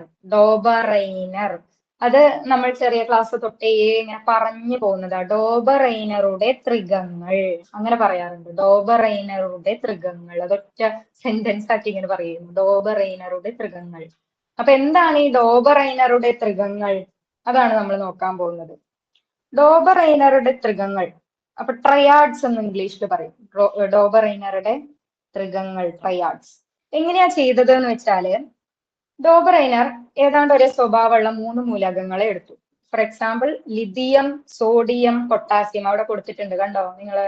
Lithium, sodium, potassium. ലിഥിയത്തിന്റെ അറ്റോമിക് മാസ് 7 ആണ്. അതുപോലെ സോഡിയം 23 ആണ്. പൊട്ടാസ്യം 39 ആണ്. എന്നിട്ട് ഇദ്ദേഹം എങ്ങനെയാണ് വർഗീകരിച്ചത് എന്ന് വെച്ച് കഴിഞ്ഞാൽ, ഇവർക്കൊക്കെ ഏതാണ്ട് ഒരേ സ്വഭാവമാണ്. രണ്ടാമത്തെ കാര്യം എന്താ വെച്ചാല്, ഇവരുടെ ആവറേജ് ആയിരിക്കും, അതായത് ശരാശരി ആയിരിക്കും. ആറ്റോമിക മാസിന്റെ ശരാശരി ആയിരിക്കും നടുവിലുള്ള ആളുടെ ആറ്റോമിക മാസ്. ഒന്നുകൂടെ പറഞ്ഞുതരാം. അതായത് 3 മൂലകങ്ങളെ വെച്ചിട്ട് ത്രികങ്ങൾ ഉണ്ടാക്കിയ ആളാണ് ഡോബറൈനർ. 3 മൂലകങ്ങളെ വെച്ച് ത്രികങ്ങൾ ഉണ്ടാക്കി. ഈ ത്രികങ്ങളിൽ 3 മൂലകങ്ങളാണല്ലോ ഉള്ളത്. അതില് ആദ്യത്തെ മൂലകത്തിന്റെയും 3ാമത്തെ മൂലകത്തിന്റെയും ആറ്റോമിക മാസിന്റെ ശരാശരി ആയിരിക്കും നടുവിലുള്ള മൂലകത്തിന്റെ ആറ്റോമിക മാസ്. അങ്ങനെയാണോ എന്നൊന്ന് ചെക്ക് ചെയ്ത് നോക്കിയേ. 7 + 39 എത്രയാണ്? 7 + 39 നമുക്ക് എത്ര കിട്ടി? 46 അല്ലേ? 46 എന്ന് കിട്ടി. എങ്ങനെയാ ആവറേജ് കാണാം? അതിന്റെ ആവറേജ് എടുത്ത് നോക്കിക്കഴിഞ്ഞാൽ നമുക്ക് എന്ത് കിട്ടും? ഡിവൈഡഡ് ബൈ 2 എത്ര കിട്ടി? 23. മനസ്സിലായോ? നടുവിലുള്ള ആളാരാണ്? 23. എവിടെ? ഇതാ 23. അങ്ങനെയല്ലേ? നമുക്ക് ഇനി ഇതൊന്ന് വായിച്ചു നോക്കാട്ടോ. ഡോബറൈനർ മൂലകങ്ങളെ, ആരാണ് ഡോബറൈനർ? ഡോബറൈനർ മൂലകങ്ങളെ സമാന ഗുണങ്ങളുള്ള 3 എണ്ണം വീതമുള്ള ഗ്രൂപ്പുകളാക്കി. ആ ഗ്രൂപ്പിനെ നമ്മൾ എന്ത് വിളിക്കും? ട്രയാഡ്സ് അല്ലെങ്കിൽ ത്രികങ്ങൾ എന്ന് വിളിക്കും. ത്രികങ്ങൾ. ഈ ത്രികങ്ങൾ എന്ന പേരിലാണ് അറിയപ്പെട്ടത്. മധ്യത്തിലുള്ള മൂലകത്തിന്റെ ആറ്റോമിക മാസ്, നടുവിലുള്ള മൂലകത്തിന്റെ ആറ്റോമിക മാസ് മറ്റ് 2 മൂലകങ്ങളുടെ ആറ്റോമിക മാസിന്റെ ഏകദേശ ശരാശരി ആയിരിക്കും എന്ന് ആണ് ഇദ്ദേഹം പറഞ്ഞത്. ഇവിടെ വേറെയും കൊടുത്തിട്ടുണ്ട് കേട്ടോ. Calcium, strontium, barium, chlorine, bromine, iodine എന്നൊക്കെ പറഞ്ഞിട്ട് മൂപ്പര് നമ്മുടെ ഡോബറൈനർ അതിനെ ക്ലാസിഫൈ ചെയ്തിട്ടുണ്ട്. പക്ഷെ എന്ത് പറ്റിയെന്ന് വെച്ചാല്, എല്ലാ മൂലകങ്ങളെയും ഇതേപോലെ ഈ സംഭവം വെച്ചിട്ട് ആൾക്ക് ക്ലാസിഫൈ ചെയ്യാൻ, വർഗീകരിക്കാൻ പറ്റിയില്ല. അപ്പൊ അവിടെ അദ്ദേഹവും പരാജയപ്പെട്ടു. ഇത് തന്നെയായിരുന്നു മുന്നത്തെയും പ്രശ്നം കേട്ടോ. മുന്നത്തെ ഒരു കാര്യം ഞാൻ പറഞ്ഞിട്ടില്ല. ലോഹങ്ങളെന്നും അലോഹങ്ങളെന്നും ആണ് നമ്മുടെ ലവോസിയ മൂലകങ്ങളെ വർഗീകരിച്ചത് അല്ലെ? ലോഹങ്ങളിൽ നിന്നും അലോഹങ്ങളിൽ നിന്നും. ഇതിനൊരു പോരായ്മ ഉണ്ട്. പോരായ്മ എന്താന്ന് വെച്ച് കഴിഞ്ഞാൽ ഉപലോഹങ്ങൾ എന്ന് പറഞ്ഞിട്ട് കുറച്ച് ആൾക്കാരുണ്ട്. അതായത് ഇവര് രണ്ട് തോണിയിലും കാലിടും. അതായത് ലോഹ സ്വഭാവവും കാണിക്കും, അലോഹ സ്വഭാവവും കാണിക്കും. അവരെ നമ്മൾ ഉപലോഹങ്ങൾ എന്ന് വിളിക്കും. മെറ്റലോയിഡ്സ്, ഉപലോഹങ്ങൾ. അതായത് നമ്മുടെ ടെലൂറിയം, പിന്നെ ആരാണ് ബിസ്മത്ത്, ജെർമേനിയം എന്നൊക്കെ പറഞ്ഞിട്ട് കുറച്ച് ആൾക്കാരുണ്ട്. അവരൊക്കെ ആ സ്വഭാവമുള്ള ആൾക്കാരാണ്. അതായത് രണ്ട് സ്വഭാവം കാണിക്കും, ലോഹങ്ങളും അലോഹങ്ങളും. അപ്പം ലോഹങ്ങൾ അലോഹങ്ങൾ എന്ന് പറഞ്ഞ ലവോസിയ തരംതിരിച്ചപ്പോ ഈ ഉപലോഹങ്ങളെ എവിടെ കൊണ്ട് വെക്കണം എന്ന് മൂപ്പർക്ക് മനസ്സിലായില്ല. ഓക്കെ, അതായിരുന്നു അതിന്റെ ഒരു പോരായ്മ. അങ്ങനെ കൺഫ്യൂഷൻ അടിച്ചിരിക്കുമ്പോഴാണ് നമ്മുടെ ഡോബറൈനർ വരുന്നത്. ഡോബറൈനർ അപ്പൊ ത്രികങ്ങളാക്കിയ കുഴപ്പമില്ലല്ലോ, മെറ്റൽ നോൺ മെറ്റൽ, ലോഹങ്ങൾ അലോഹങ്ങൾ മാത്രമല്ല എല്ലാരും ഇങ്ങനെ ആക്കാന്ന് വിചാരിച്ചു. പക്ഷെ ആൾക്കും തെറ്റുപറ്റി. ആറ്റോമിക മാസ് വെച്ച് ഇങ്ങനെ ശരാശരി കാണുമ്പോൾ എല്ലാ മൂലകങ്ങളെ ഇതേപോലെ വർഗീകരിക്കാൻ പറ്റുന്നില്ല. അപ്പൊ വീണ്ടും അവിടെ പരിമിതിയായി, പോരായ്മയായി. ഓക്കെ, ഈ രണ്ട് വർഗീകരണം നിങ്ങൾക്ക് ക്ലിയർ അല്ലേ? ഇതിൽ ഡൗട്ട് ഉണ്ടോ? എല്ലാവരും ഉണരൂ, പറയൂ. ഓക്കെ അല്ലേ? ഓക്കെ. അപ്പൊ രണ്ട് പേര് വർഗീകരിച്ചു, രണ്ടുപേർക്കും പരിമിതികളുണ്ട്, പോരായ്മകളുണ്ട്. അങ്ങനെ ഇരിക്കുമ്പോഴാണ് വേറൊരാൾ വരുന്നത്. അയാളുടെ പേരാണ് ന്യൂലാൻഡ്സ്. എന്താണ്? ന്യൂലാൻഡ്സിന് കുറച്ച് സംഗീതബോധമൊക്കെ ഉള്ള ആളായിരുന്നു കേട്ടോ. ന്യൂലാൻഡ്സ്. അപ്പം അതായത് ഇദ്ദേഹം എങ്ങനെയാണ് മൂലകങ്ങളെ വർഗീകരിച്ചത് എന്ന് വെച്ചാൽ, ഇതില് പാട്ടുകാരൊക്കെ ഉണ്ടോ? പാട്ടൊക്കെ പാടുന്ന ആൾക്കാരുണ്ടോ ഗ്രൂപ്പില്, ഈ ക്ലാസ്സില്? സപ്തസ്വരങ്ങൾ അറിയോ? സപ്തസ്വരങ്ങൾ. സാരി ഗ, അയ്യോ, ബ മ പ പ ധ. പായാണ് അത്, പ ധ. Okay, yes. സാരി ഗ മ പ ധ. നീ, അയ്യോ നീക്ക് സ്ഥലമില്ലല്ലോ, ഒരു മിനിറ്റ്, ഒന്നുകൂടെ ചെറുതാക്കി എഴുതി തരാം. സ രി ഗ മ പ ധ നി. സ രി ഗ മ പ ധ നി സാ. കണ്ടോ? ആദ്യത്തെ സ ലാസ്റ്റ് വീണ്ടും എന്ത് ചെയ്തു? ഒന്നുകൂടെ വന്നു. ശ്രദ്ധിച്ചോ നിങ്ങള്? സ രി ഗ മ പ ധ നീ കഴിഞ്ഞിട്ട് വീണ്ടും വന്നതാരാ? സായാണ്. ഇപ്പൊ ന്യൂലാൻഡ്സ് കുറച്ച് സംഗീതബോധമുള്ള ആളായതുകൊണ്ട് ആള് മൂലകങ്ങളെ വർഗീകരിച്ചത് എങ്ങനെയാണ്?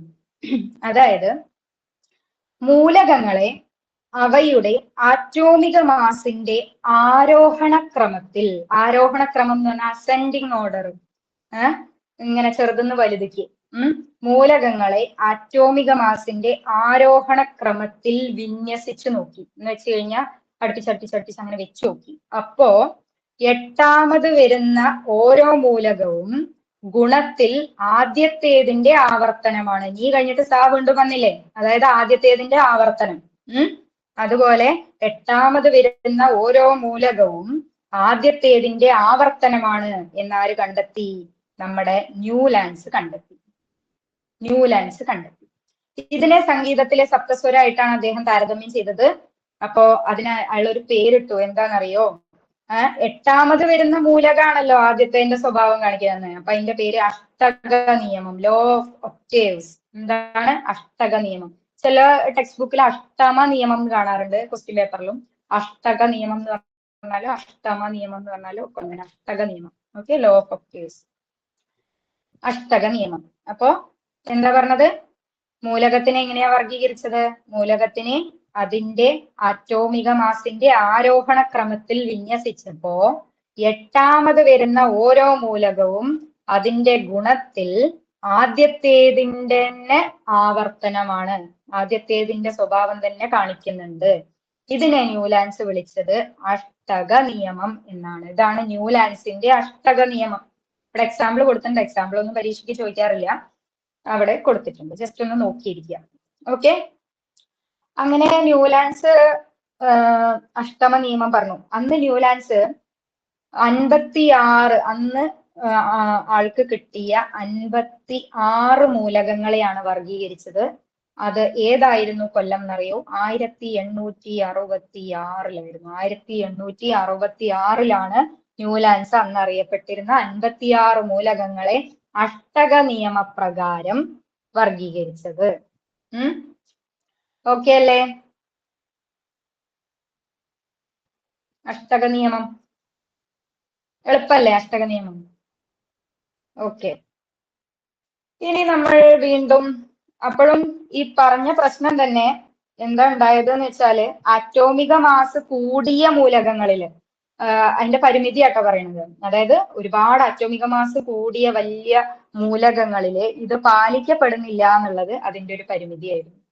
ആറ്റോമിക മാസ് കൂടിയ മൂലകങ്ങൾക്ക് ഇത് വർഗീകരിക്കാൻ പറ്റുന്നില്ല. അത് 9ന്റെ ടെക്സ്റ്റിലുണ്ട് കേട്ടോ.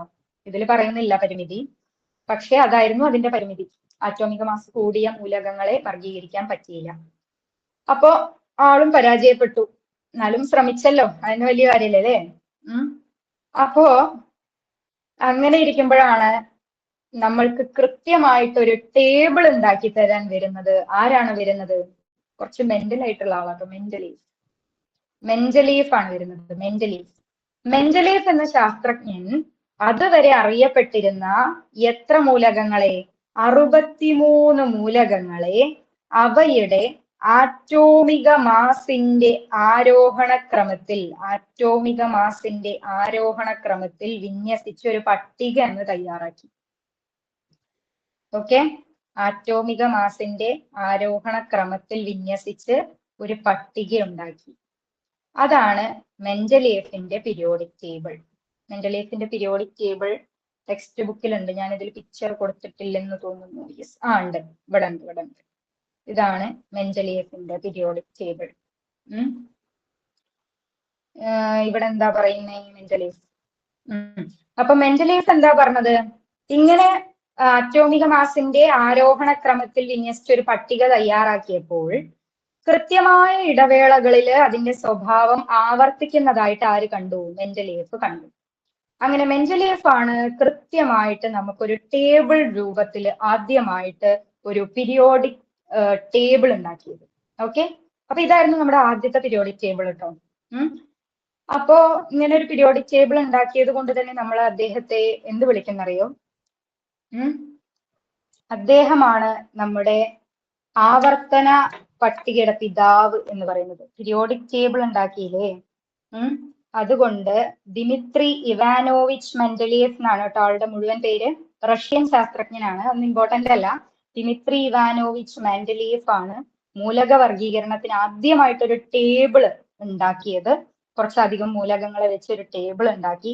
അതുകൊണ്ട് പീരിയോഡിക് ടേബിളിന്റെ പിതാവ് ആര് എന്നുള്ള ചോദ്യം പ്രീവിയസ് ചോദ്യമാണ്. പീരിയോഡിക് ടേബിളിന്റെ പിതാവ് ആരാണെന്ന് ചോദിച്ചിട്ടുണ്ട്. അതിന്റെ ആൻസർ എന്താണ് ആൻസർ? പീരിയോഡിക് ടേബിളിന്റെ പിതാവ്, ആവർത്തന പട്ടികയുടെ പിതാവ് ആരാണ് എന്ന് ചോദിച്ചു കഴിഞ്ഞാൽ എല്ലാരും പോയോ? മെൻഡലീഫ് ആണ്. യെസ്, മെൻഡലീഫ് ആണ്. സ്പെല്ലിംഗ് ഒന്നും നോക്കണ്ട കേട്ടോ, നിങ്ങൾ അങ്ങോട്ട് അടിച്ചോളി, നോ പ്രോബ്ലം. ഓക്കെ, മെൻഡലീഫ് ആണ്. അപ്പോ മെൻഡലീഫ് ആണ് നമ്മുടെ ആവർത്തന പട്ടികയുടെ പിതാവ്. ഇവിടെ എന്താ പറയുന്നത്? മൂലകങ്ങളുടെ രാസഭൗതിക ഗുണങ്ങൾ അവയുടെ ആറ്റോമിക മാസിന്റെ ഇമ്പോർട്ടൻസ് എന്താണ്? മെൻഡലീഫ് എങ്ങനെയാണ് വർഗീകരിച്ചത്? ആറ്റോമിക മാസിന്റെ ആവർത്തന ഫലങ്ങളാണ്. ആറ്റോമിക മാസ് വെച്ച് മൂലകങ്ങളെ വർഗീകരിച്ച ആളാണ് മെൻഡലീഫ്. ഓക്കെ, അപ്പോ അദ്ദേഹം പട്ടികയിലെ വിലങ്ങനെയുള്ള നിരകളെ പീരിയഡുകളെന്നും, അത് നമ്മൾ നേരത്തെ ക്വസ്റ്റ്യൻ നോക്കിയപ്പോ പറഞ്ഞു അല്ലെ, വിലങ്ങനെയുള്ള ഹൊറിസോണ്ടൽ ആയിട്ടുള്ളത് ആരാണ്? പീരിയഡ് ആണ്. ഹൊറിസോണ്ടൽ ആയിട്ടുള്ളത് പീരിയഡ് ആണ്. കുത്തനെയുള്ളത് ആരാണ്? വെർട്ടിക്കൽ ആയിട്ടുള്ളത് ഗ്രൂപ്പുകളാണ് എന്ന് പറഞ്ഞ വ്യക്തി ആരാന്നറിയോ? മെൻഡലീഫ് ആണ് നമുക്ക് അങ്ങനെ ഒരു എളുപ്പപ്പണി പറഞ്ഞു തന്നത്. ഓക്കെ, അപ്പൊ അതാണ് മെൻഡലീഫിന്റെ പീരിയോഡിക് ടേബിൾ. അങ്ങനെ മെൻഡലീഫ് ഒരു നിയമം അത് വെച്ച് ഉണ്ടാക്കി. ആ നിയമമാണ് മെൻഡലീഫിന്റെ ആവർത്തന നിയമം, പീരിയോഡിക് ലോ. മെൻഡലീഫിന്റെ ആവർത്തന നിയമം അതാണ് മൂലകങ്ങളുടെ രാസഭൗതിക ഗുണങ്ങൾ അവയുടെ ആറ്റോമിക മാസിന്റെ ആവർത്തന ഫലങ്ങളാണ്. ഞാൻ വീണ്ടും എടുത്ത് പറയുന്നു, ആറ്റോമിക മാസിന്റെ ആവർത്തന ഫലങ്ങളാണ്. ഡൗട്ട് ഇല്ലല്ലോ? ഇത് ഇമ്പോർട്ടന്റ് ആണ്, അതാ ചോദിച്ചത്. ഓക്കെ അല്ലേ?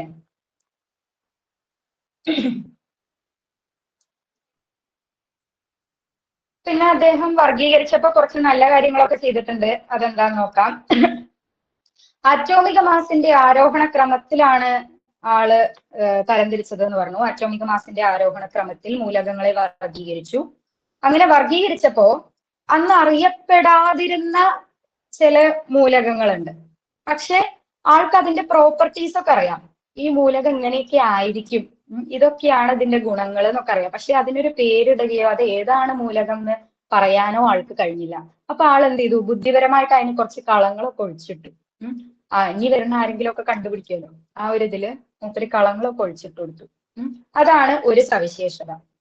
രണ്ടാമത്തെ എന്താ? സമാന ഗുണങ്ങളുള്ള മൂലകങ്ങൾ ഒരേ ഗ്രൂപ്പിൽ വരത്തക്ക വിധം വർഗീകരിച്ചത് മൂലകങ്ങളെയും അവയുടെ സംയുക്തങ്ങളെയും കുറിച്ചുള്ള പഠനം എളുപ്പമാക്കി. ഇത്രയുള്ളൂ. ഒരേ ഗുണമുള്ള, ഒരേ സ്വഭാവമുള്ള ആൾക്കാരെ ഒരേ ഗ്രൂപ്പില് കൊടുത്തു. ഓക്കെ, ഒരേ ഗ്രൂപ്പില് ഒരേ സ്വഭാവമുള്ള ആൾക്കാര്, ലോഹങ്ങളൊക്കെ ഒന്നില്, അല്ലെങ്കിൽ ഒരേ റിയാക്ഷൻ നടക്കുന്നതൊക്കെ ഒന്നില്, അങ്ങനെ വർഗീകരിച്ചത് കൊണ്ട് പിന്നീട് വരുന്ന ആൾക്കാർക്ക് അതിനുള്ള പഠനം എളുപ്പമായിരുന്നു. പിന്നുള്ള ഒരു സവിശേഷത എന്താന്ന് വെച്ച് കഴിഞ്ഞാൽ ആറ്റോമിക മാസിന്റെ അടുത്ത സവിശേഷതയല്ല, അതിന്റെ ഒരു പരിമിതിയാണ്. പരിമിതി എന്താണെന്ന് വെച്ച് കഴിഞ്ഞാൽ ആറ്റോമിക മാസിന്റെ ആരോഹണ ക്രമം എല്ലായിടത്തും കൃത്യമായി പാലിക്കപ്പെടുന്നില്ല. അതുപോലെ നമ്മളുടെ കെമിസ്ട്രി തന്നെ ഏറ്റവും ഇമ്പോർട്ടന്റ് ആയിട്ടുള്ള ഒരാളാണ് ഹൈഡ്രജൻ. ഈ ഹൈഡ്രജൻ കൃത്യമായിട്ടുള്ള ഒരു സ്ഥാനം കൊടുക്കാൻ ആർക്ക് കഴിഞ്ഞില്ല? നമ്മുടെ മെൻഡലീഫിന് കഴിഞ്ഞില്ല. വരാൻ പോണ മൂലകങ്ങൾക്ക് സ്ഥലമൊക്കെ ഒഴിച്ചുവിടാൻ പറ്റി, പക്ഷെ ഹൈഡ്രജന് വേണ്ടി ഒരു സ്ഥാനം കണ്ടുപിടിക്കാൻ ആൾക്ക് സാധിച്ചില്ല. അതൊരു പരിമിതിയായിരുന്നു. ഓക്കെ, അതുപോലെ ഇങ്ങനെ വർഗീകരിച്ച് വന്നപ്പോൾ ഗുണങ്ങളിൽ വളരെയധികം വ്യത്യാസമുള്ള മൂലകങ്ങളെയൊക്കെ ഒരേ ഗ്രൂപ്പിൽ ഉൾപ്പെടുത്തേണ്ടതായി വന്നു. അതായത് പല ഗുണങ്ങൾ ഉണ്ടാവുമല്ലോ. ഇപ്പൊ മെറ്റൽ, ഒരു മെറ്റൽ എന്നുള്ള ഒരു ഗുണമാണ് നോക്കിക്കോ. അങ്ങനെയാണ് അദ്ദേഹം അതിനെ ക്ലാസിഫൈ ചെയ്തത് എങ്കിലും വേറെ കുറെ ഗുണങ്ങൾ അതിന് വേറെ ഉണ്ടാവൂലേ. അപ്പോ അത് തമ്മിൽ ബന്ധം വരുന്നില്ല. അങ്ങനത്തെ പ്രശ്നം പറ്റി. ഗുണങ്ങളിൽ വളരെയധികം വ്യത്യാസമുള്ള മൂലകങ്ങൾ ഒരുമിച്ച് വന്നുപോയി. അപ്പൊ അതും അതിന്റെ ഒരു പോരായ്മയായിരുന്നു. ഓക്കെ, അപ്പോ എന്നാലും നമുക്ക് പീരിയോഡിക് ടേബിൾ ഒരു ടേബിൾ എന്നുള്ള രൂപത്തിൽ കിട്ടി. അതുകൊണ്ട് നമ്മള് പീരിയോഡിക് ടേബിളിന്റെ പിതാവായിട്ട് നമ്മൾ ദിമിത്രി ഇവാനോവിച്ച് മെൻഡലീഫ്, ഒരു റഷ്യനാണ്, മൂപ്പരെ അദ്ദേഹത്തെ വിളിച്ചു. ഓക്കെ, അങ്ങനെ അദ്ദേഹത്തിന് ഈ പോരായ്മകളൊക്കെ കൊണ്ട് ഇരിക്കുമ്പോഴാണ് അടുത്ത ഒരാൾ വരുന്നത്. അദ്ദേഹത്തിന്റെ പേര് പറയുന്നതിന് മുൻപ് ഞാനൊരു കാര്യം പറഞ്ഞുതരാം. അതായത് നിങ്ങൾ ജസ്റ്റ് ഇതിന്റെ ലോജിക്ക് നിങ്ങൾ ആലോചിക്കരുത് കേട്ടോ. അതായത് എവിടെ മേമ, നിങ്ങളെ സ്ഥലത്ത് മേമ എന്ന് പറയലുണ്ടോ ആൾക്കാരെ? ആന്റിമാരൊക്കെ മേമ എന്ന് വിളിക്കാറുണ്ടോ? മേമ, സ്പെല്ലിങ് നോക്കണ്ട, മേമ. ഉണ്ടല്ലേ, മേമമാരുണ്ട്. ഓക്കെ ഓക്കെ ഓക്കെ, മേമ മേമ. അപ്പൊ മേമ. അതുപോലെ വേറൊരാളാണ് മോനു. മോനു മോനു മോനു ചെറിയ കുട്ടിയാട്ടോ. മേമയാണല്ലോ വലുത്. മേമ വലിയ ആളും മോനു ചെറുതുമാണ്. മോനു അവിടെ ഉണ്ടാവും എന്ന് ഞാൻ വിചാരിക്കുന്നു. അപ്പൊ മേമ, മോനു. മേ ആരാന്നറിയോ? May four മെന്റലിയസ്.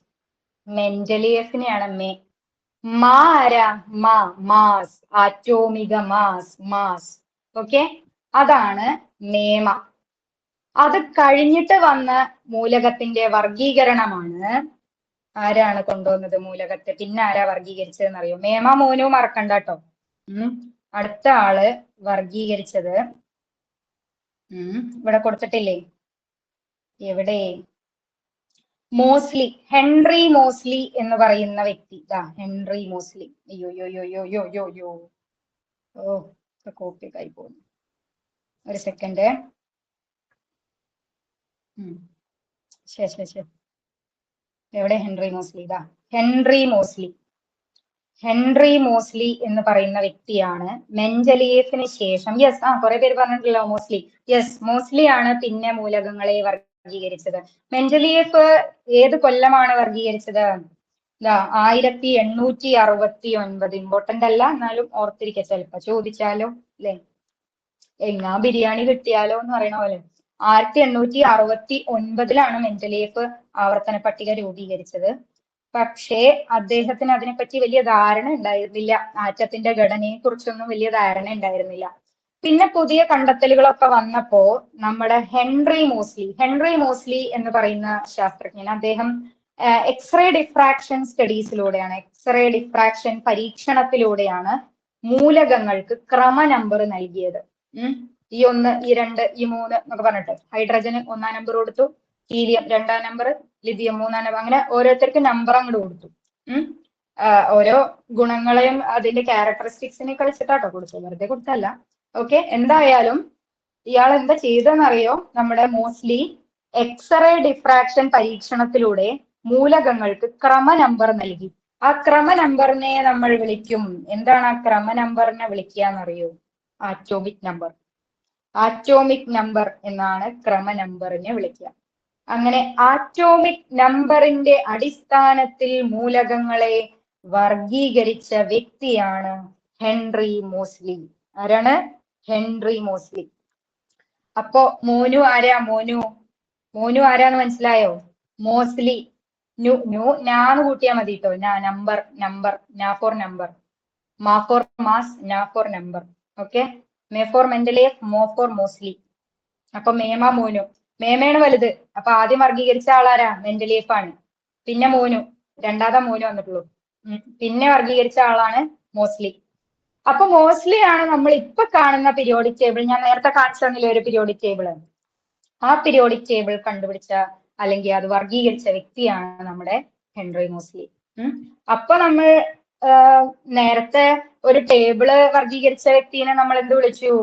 ആവർത്തന പട്ടികയുടെ പിതാവ് എന്ന് വിളിച്ചില്ലേ? അപ്പൊ ഇദ്ദേഹത്തിന് എന്തെങ്കിലും കൊടുത്തിട്ടില്ലെങ്കിൽ മോശമല്ലേ? അയാൾ ഇത്രയും കഷ്ടപ്പെട്ടിട്ട്, അല്ലെ? അപ്പൊ നമ്മൾ ഇദ്ദേഹത്തെ വിളിച്ചു എന്താണ്? ആധുനിക ആവർത്തന പട്ടികയുടെ പിതാവ് ആരാണ് എന്ന് ചോദിച്ചാൽ നമുക്ക് പറയാം ഹെൻറി മോസ്ലി. യെസ്, ആധുനികം. ഓക്കെ, ആധുനിക ആവർത്തന പട്ടിക. അദ്ദേഹമാണ് ആധുനിക പീരിയോഡിക് നിയമം കൊണ്ടുവന്നത്. മെന്റലീഫിന് ഒരു പീരിയോഡിക് നിയമം ഉണ്ട്. എന്താണ് മെന്റലീഫിന്റെ പീരിയോഡിക് നിയമം? മൂലകങ്ങൾ അവയുടെ രാസഭൗതിക ഗുണങ്ങളുടെ അറ്റോമിക മാസിന്റെ ആരോഹണ ക്രമത്തിലായിരിക്കും എന്ന് പറഞ്ഞതാണ് ആര്? രാസഗുണങ്ങളും ഭൗതിക ഗുണങ്ങളും ആറ്റോമിക മാസിന്റെ ആവർത്തന ഫലങ്ങളാണ് എന്ന് പറഞ്ഞതാണ് ആര്? നമ്മുടെ മെന്റലീഫ്. Yes, father of modern periodic table. ആരാണ് father of modern periodic table? Modern എന്ന് പറഞ്ഞാൽ ലാസ്റ്റ് വന്ന ആള് മോനു നമ്മളെ മോഡേൺ പീരിയോഡിക് ടേബിൾ കേട്ടോ. മോസ്ലി ആണ് നമ്മുടെ മോഡേൺ പീരിയോഡിക് ടേബിളിന്റെ പിതാവ്. അപ്പൊ അദ്ദേഹത്തിന്റെ പീരിയോഡിക് നിയമം നമുക്ക് ആധുനിക പീരിയോഡിക് നിയമം എന്ന് പറയാം. മൂലകങ്ങളുടെ രാസഗുണങ്ങളും ഭൗതിക ഗുണങ്ങളും അവയുടെ ആറ്റോമിക നമ്പറിന്റെ ആവർത്തന ഫലങ്ങളാണ്. നാ ഫോർ നമ്പർ. ആറ്റോമിക നമ്പറിന്റെ സെയിം തന്നെ, രണ്ടുപേരുടെയും നിയമം ഒന്ന് തന്നെ. ഒന്ന് ആറ്റോമിക മാസാണ്, ഒന്ന് ആറ്റോമിക നമ്പർ ആണ് എന്നുള്ള വ്യത്യാസമേ ഉള്ളൂ. ഓക്കെ, ക്ലിയർ അല്ലേ? അപ്പൊ നമ്മൾ ഇപ്പൊ കാണുന്ന പീരിയോഡിക് ടേബിളിലേക്ക് നമ്മൾ എത്തി. 10 മണിയായില്ലേ? കണ്ടോ? നമുക്കിതൊന്ന് കുറച്ച് ക്വസ്റ്റ്യൻസ് കൂടെ ചെയ്താലോ? നിങ്ങളാരും പോയില്ലല്ലോ? അല്ല, നമ്മൾ ഇത്രയൊക്കെ പഠിച്ചു. ഈ പഠിച്ചത് കൊണ്ട് വല്ല ഗുണമുണ്ടോ? ഇത് വല്ലതും വരുന്നതാണോ എന്നൊക്കെ അറിയണ്ടേ? വെറുതെ പഠിച്ചിട്ട് കാര്യമില്ലല്ലോ. ഓക്കെ, പോവില്ല. ഓക്കെ, അപ്പോ ഇതിലെ പ്രീവിയസ് ചോദ്യങ്ങളാണ്. ഇവിടെ ഒരു ചോദ്യം നോക്കിയതാ. സ്പെല്ലിംഗ് മിസ്റ്റേക്ക് ആണോ എന്താണോ എന്നറിയത്തില്ല. എന്നാലും ഇതിൽ ചോദിച്ചേക്കുന്ന അഷ്ടമ നിയമം ആവിഷ്കരിച്ചത് ആര്? ഇതിന് ആൻസർ നിങ്ങൾ പറയണം കേട്ടോ. അഷ്ടമ നിയമം ആരാണ്? പറയൂ. അഷ്ടമ നിയമം പാട്ടറിയുന്ന ഒരാളാണ്. സരിഗമ പദനിസ സാ റിപ്പീറ്റ് ചെയ്ത് വന്നു. ആരാണ്? ന്യൂലാൻഡ്സ്. യെസ്, ന്യൂലാൻഡ്സിന്റെ ആണ് അഷ്ടമ നിയമം. അഷ്ടമ നിയമം. കറക്റ്റ്. ന്യൂലാൻഡ്സ്. ഓക്കെ, ന്യൂലാൻഡ്സിന്റെ അഷ്ടമ നിയമം. ഓക്കെ, ബി ആണ്. അപ്പൊ നമുക്ക് അടുത്ത ചോദ്യത്തിലേക്ക് പോയാലോ? ഇത് കണ്ടോ? ഇത് അടുത്ത ചോദ്യം. ഓരോ എക്സാമിന്റെ ലെവൽ മാറുന്നതിനനുസരിച്ച് ക്വസ്റ്റ്യൻ വരുന്ന രീതിയും മാറും. പക്ഷെ നമ്മൾ കണ്ടന്റ് പഠിച്ചു വെച്ച് കഴിഞ്ഞാൽ അത് ഏത് രീതിയിൽ ചോദിച്ചാലും നമുക്ക് ഉത്തരം ചെയ്യാൻ പറ്റും. ഓക്കെ, ഏതാണ് ക്ലിയർ അല്ലാത്തത്? ന്യൂലാൻസ് ആണോ? തൊട്ട് മുന്നത്തെ ക്വസ്റ്റ്യൻ പേപ്പർ ആണോ ക്ലിയർ അല്ലാത്തത്? ഒന്ന് സൂം ചെയ്ത് നോക്കിയേ.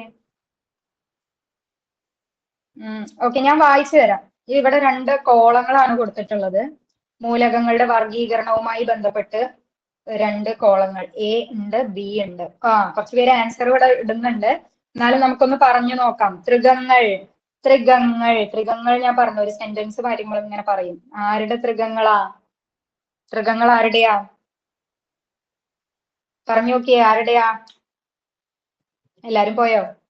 യെസ്, ബി, ഡോബറൈനറുടെ ത്രികങ്ങൾ.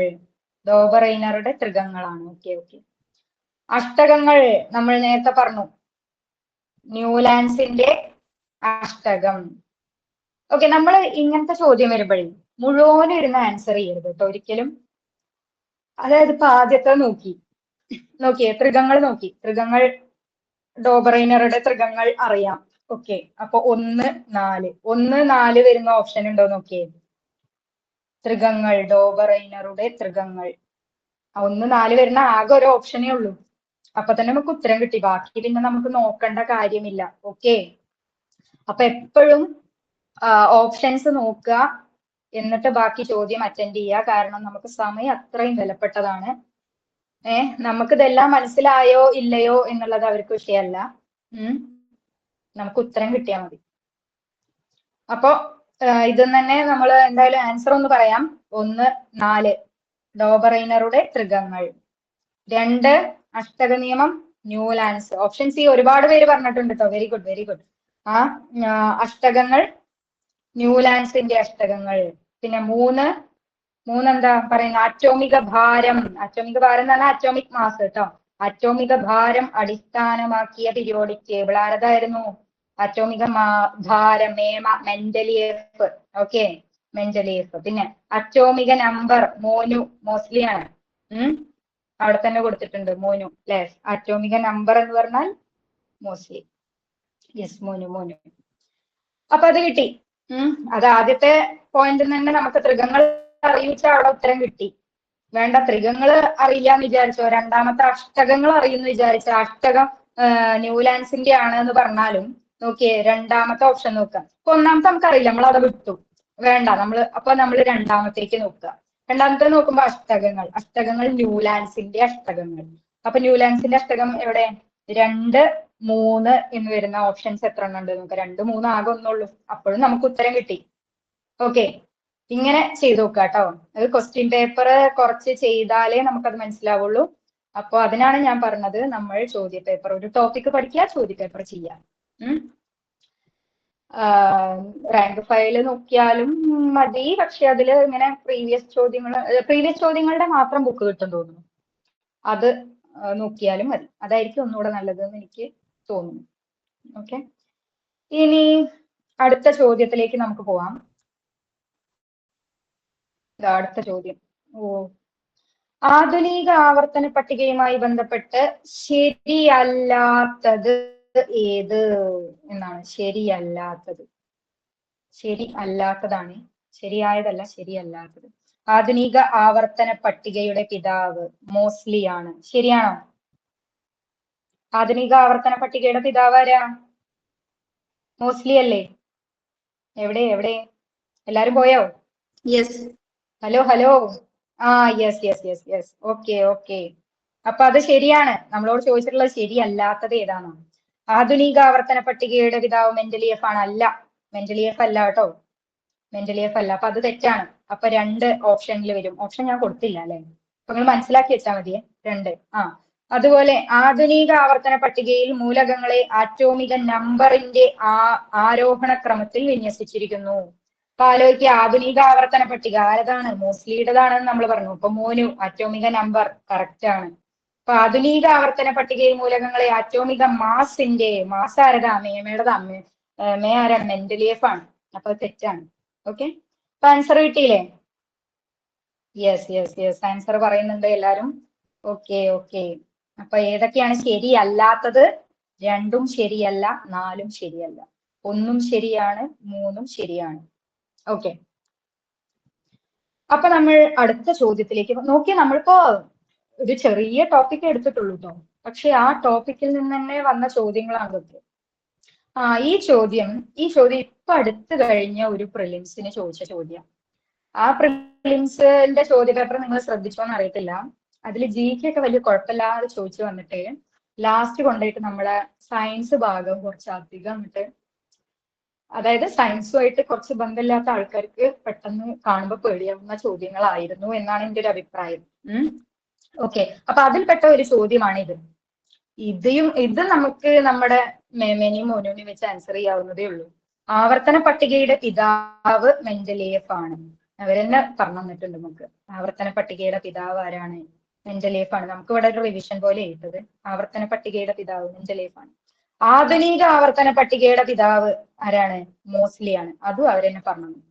ഇതിന്റെ അടിസ്ഥാനം എന്തിന്റെ അടിസ്ഥാനത്തിലാണ് ഇവരിത് വർഗീകരിച്ചിരിക്കുന്നത് എന്നാണ് ചോദ്യം. മെൻഡലീയേഫ് മെൻഡലീയേഫ് അറ്റോമിക മാസ. ഇവിടെ ആൻസർ ഇടുന്നുണ്ട് കേട്ടോ. Bhavya, Dhanya, Krishnapriya, Salvia. Okay, very good. Mendeleev atomic mass, Moseley atomic number. അപ്പോ ഓപ്ഷൻ എ ആണ് ഉത്തരം. ഓപ്ഷൻ എ ഉത്തരാണെങ്കിൽ പിന്നെ ബാക്കി വായിച്ചു നോക്കി നമ്മൾ സമയം കളയണോ? വേണ്ട, ഓപ്ഷൻ എ ഉത്തരം. ഓക്കെ അല്ലേ? ഓക്കെ, തംസപ്പ് തരൂ. ഓക്കെ, ഈ ചോദ്യ പേപ്പർ തന്നെ ഇതിപ്പോ ലാസ്റ്റ് വന്ന ചോദ്യ പേപ്പറാണ്. ഈ 10th പ്രിലിംസിന്റെ ചോദ്യ പേപ്പറാണ്. അതില് വേറെ വന്ന കുറച്ച് ക്വസ്റ്റ്യൻസ് ലോഹത്തിന്റെ അയിരുമായി ബന്ധപ്പെട്ട ഇതിലെ ചോദ്യങ്ങൾ കഴിഞ്ഞു കേട്ടോ. ഞാൻ കുറച്ച് കാര്യങ്ങൾ കൂടെ പറയാമെന്നുള്ളതാണ്. അതായത് അതിൽ വന്ന 1-2 ചോദ്യങ്ങൾ അതില് മറ്റേ എന്താ പറയാ, ലോഹങ്ങൾ എന്നുള്ള ഭാഗത്ത് നിന്ന് അയിരിനെ പറ്റിയൊരു ചോദ്യം വന്നിട്ടുണ്ടായിരുന്നു. പിന്നെ ഫ്യൂവൽ സെൽ എന്നൊരു ചോദ്യം വന്നിട്ടുണ്ടായിരുന്നു. അതിന്റെ ബൈ പ്രൊഡക്റ്റ്, അതിന്റെ ഉൽപ്പന്നം, വൈദ്യുതിയുടെ കൂടെ എന്തുണ്ടാവും? വാട്ടർ ആണ്, ജലം. അപ്പൊ ആ ഒരു ചോദ്യം ഉണ്ടായിരുന്നു. പിന്നെ വന്നൊരു ചോദ്യം ക്വാർക്സ് എന്ന്, മറ്റേ അതായത് ക്വാർക്സ് എന്ന് നിങ്ങൾ കേട്ടിട്ടുണ്ടോ? ക്വാർക്സ് എന്ന് പറഞ്ഞ സംഭവം, ക്വാർക്ക് ഞാൻ പറഞ്ഞല്ലോ. അതായത് അതിനെ പറ്റിയൊരു ചോദ്യം വന്നിട്ടുണ്ടായിരുന്നു കേട്ടോ. അത് കുറച്ചുകൂടെ ഒരു +2 ഇപ്പൊ ഉണ്ടോന്ന് എനിക്കറിയില്ല. എന്തായാലും ഒരു ഡിഗ്രി ലെവലിൽ വരുന്ന ഒരു ചോദ്യമാണത്. അതായത് ക്വാർക്ക് എന്ന് പറഞ്ഞാൽ നമുക്കറിയാം, നമ്മളൊക്കെ പഠിച്ചു വെച്ചേക്കുന്നത് ഏറ്റവും ചെറിയ കണമാണ് ആറ്റം വിഭജിക്കാൻ പറ്റാത്തതാണ്. ആറ്റമോസ് എന്നുള്ള പദം, വിഭജിക്കാൻ കഴിയാത്തത്. അതിൽ നിന്നൊക്കെയാണ് ആറ്റം എന്നൊക്കെ പേരൊക്കെ വന്നു എന്ന് പറഞ്ഞു. പക്ഷെ നമുക്ക് ആറ്റത്തെ വിഭജിക്കാം. അതിനെ കുറച്ച് ആറ്റോമിക്കിന്റെ സബ് ആറ്റോമിക് പാർട്ടിക്കിൾസ് ഉണ്ട്. ഏതൊക്കെയാണ് സബ് ആറ്റോമിക് പാർട്ടിക്കിൾസ്? ഏതൊക്കെയാണ്? ന്യൂട്രോൺ, പ്രോട്ടോൺ, ഇലക്ട്രോൺ ഒക്കെയാണ് സബ് ആറ്റോമിക് പാർട്ടിക്കിൾ. അതിലെ പ്രോട്ടോണും ന്യൂട്രോണും കൂടെ ആ മൂലകത്തിന്റെ എലമെന്റിന്റെ നടുവിലാണ് ഇരിക്കുന്നത്. അതിനെ നമ്മൾ ന്യൂക്ലിയസ് എന്ന് വിളിക്കും. പ്രോട്ടോണിനെയും ന്യൂട്രോണും കൂടെ ഇരിക്കുന്നത് എന്തിന്റെ ഉള്ളിലാണ്? ന്യൂക്ലിയസിന്റെ ഉള്ളിലാണ്. അപ്പൊ ഈ ന്യൂക്ലിയസിനെ വീണ്ടും നമുക്ക് വിഭജിക്കാൻ പറ്റുമോ? വീണ്ടും യെസ്, ഈ ന്യൂക്ലിയസിനെ നമ്മൾ വീണ്ടും പൊട്ടിക്കുന്നു. അപ്പൊ കിട്ടുന്ന ആൾക്കാരാണ് നമുക്ക് ഈ ക്വാർക്സ് എന്നൊക്കെ പറയുന്നത്. ഓക്കെ, ക്വാർക്സ് അതായത് ഏറ്റവും ചെറിയ എന്താ പറയാ, ബിൽഡിംഗ് ബ്ലോക്സ് എന്നൊക്കെ പറയാൻ പറ്റും. അതാണ് ക്വാർക്സ്. ആ ക്വാർക്സിന് കുറച്ച് ചാർജസ് ഒക്കെ ഉണ്ട്. ക്വാർക്സ് 2 ടൈപ്പ് ഉണ്ട്, അപ് ക്വാർക്ക്, ഡൗൺ ക്വാർക്ക്. അതിന് അപ് ക്വാർക്ക് ആണെങ്കിൽ +2/3 ഡൗൺ ക്വാർക്ക് ആണെങ്കിൽ -1/3 അതിന്റെ ചാർജ് വരുന്നത്. ചോദ്യം ഈ ന്യൂട്രോണിലും പ്രോട്ടോണിലും എത്ര അപ് ക്വാർക്കും എത്ര ഡൗൺ ക്വാർക്കും ഉണ്ടായിരുന്നു? അങ്ങനെ ഒരു ചോദ്യമായിരുന്നു വന്നിരുന്നത്. നമുക്ക് ആ ഭാഗം നോക്കുമ്പോൾ അതിനെ പറ്റി ഡീറ്റെയിൽ ആയിട്ട് പറയാം. അപ്പൊ ഞാൻ പറഞ്ഞു വന്നത് ഇത്ര ഡീപ്പായിട്ടും ചോദിക്കാം, അല്ലാത്ത ചോദ്യങ്ങളും ഉണ്ടാവും. എന്തായാലും ഒന്നും അറിയാത്ത ഒരാൾക്കും വെറുതെ നിങ്ങൾ ഒരു ക്വസ്റ്റ്യൻ പേപ്പർ എടുത്ത് ആൻസർ ചെയ്താലും ഒരു 20 മാർക്കൊക്കെ എന്തായാലും കിട്ടും. എല്ലാവർക്കും എഴുതാൻ പറ്റുന്ന ഒരു 20 ചോദ്യമെങ്കിലും അവർ കൊടുക്കാതിരിക്കില്ല. ഓക്കെ, പിന്നെ നമ്മൾ ശ്രദ്ധിക്കേണ്ട ഒരു കാര്യം, ഈ സയൻസ്, മാത്സ്, ഇംഗ്ലീഷ്, മലയാളം ഈ ഭാഗത്തുനിന്ന് നമുക്ക് പഠിച്ചു കഴിഞ്ഞാൽ കിട്ടാവുന്ന ചോദ്യങ്ങളാണ്. അതായത് അതിന്റെ പുറത്തേക്ക് വേറൊന്നും പോവില്ല. ഇപ്പം GK ആയിക്കോട്ടെ, ഹിസ്റ്ററി, ജോഗ്രഫി, എക്കണോമിക്സ്, പൊളിറ്റിക്സ് എന്നൊക്കെ പറഞ്ഞാൽ വൈഡ് ആണ് അല്ലെ, വൈഡ് റേഞ്ച് ആണ്. നമുക്ക് എവിടെ നിന്ന് ചോദ്യം വരും എന്ന് പറയാൻ പറ്റില്ല. സിലബസ് ഉണ്ട് എങ്കിലും അതിൽ തന്നെ ഒരുപാട് കാര്യങ്ങൾ പഠിക്കാനുണ്ട്. അപ്പൊ നമ്മൾ ഈ സംഭവങ്ങൾ, അതായത് സയൻസും മാത്സും ഇംഗ്ലീഷും മലയാളവും ഒക്കെ ഒന്ന് സെറ്റ് ആക്കി വെച്ചാൽ തന്നെ നമുക്കൊരു പകുതി മാർക്ക്, അല്ലെങ്കിൽ പ്രിലിംസ് ഒക്കെ ആണെങ്കിൽ കട്ട് ഓഫ് കടക്കാനുള്ള ഒരു മാർക്ക്, ഏകദേശ മാർക്ക് അതിൽ നിന്ന് കിട്ടും. അപ്പൊ നിങ്ങൾ സയൻസിനെ ഇഷ്ടപ്പെടുക, മാത്സിനെ ഇഷ്ടപ്പെടുക, പിന്നെ സ്പീഡ് കൂട്ടുക, പ്രീവിയസ് ചെയ്യുക. അപ്പൊ ഇത്തരം കാര്യങ്ങളൊക്കെയാണ് ശ്രദ്ധിക്കേണ്ടത്.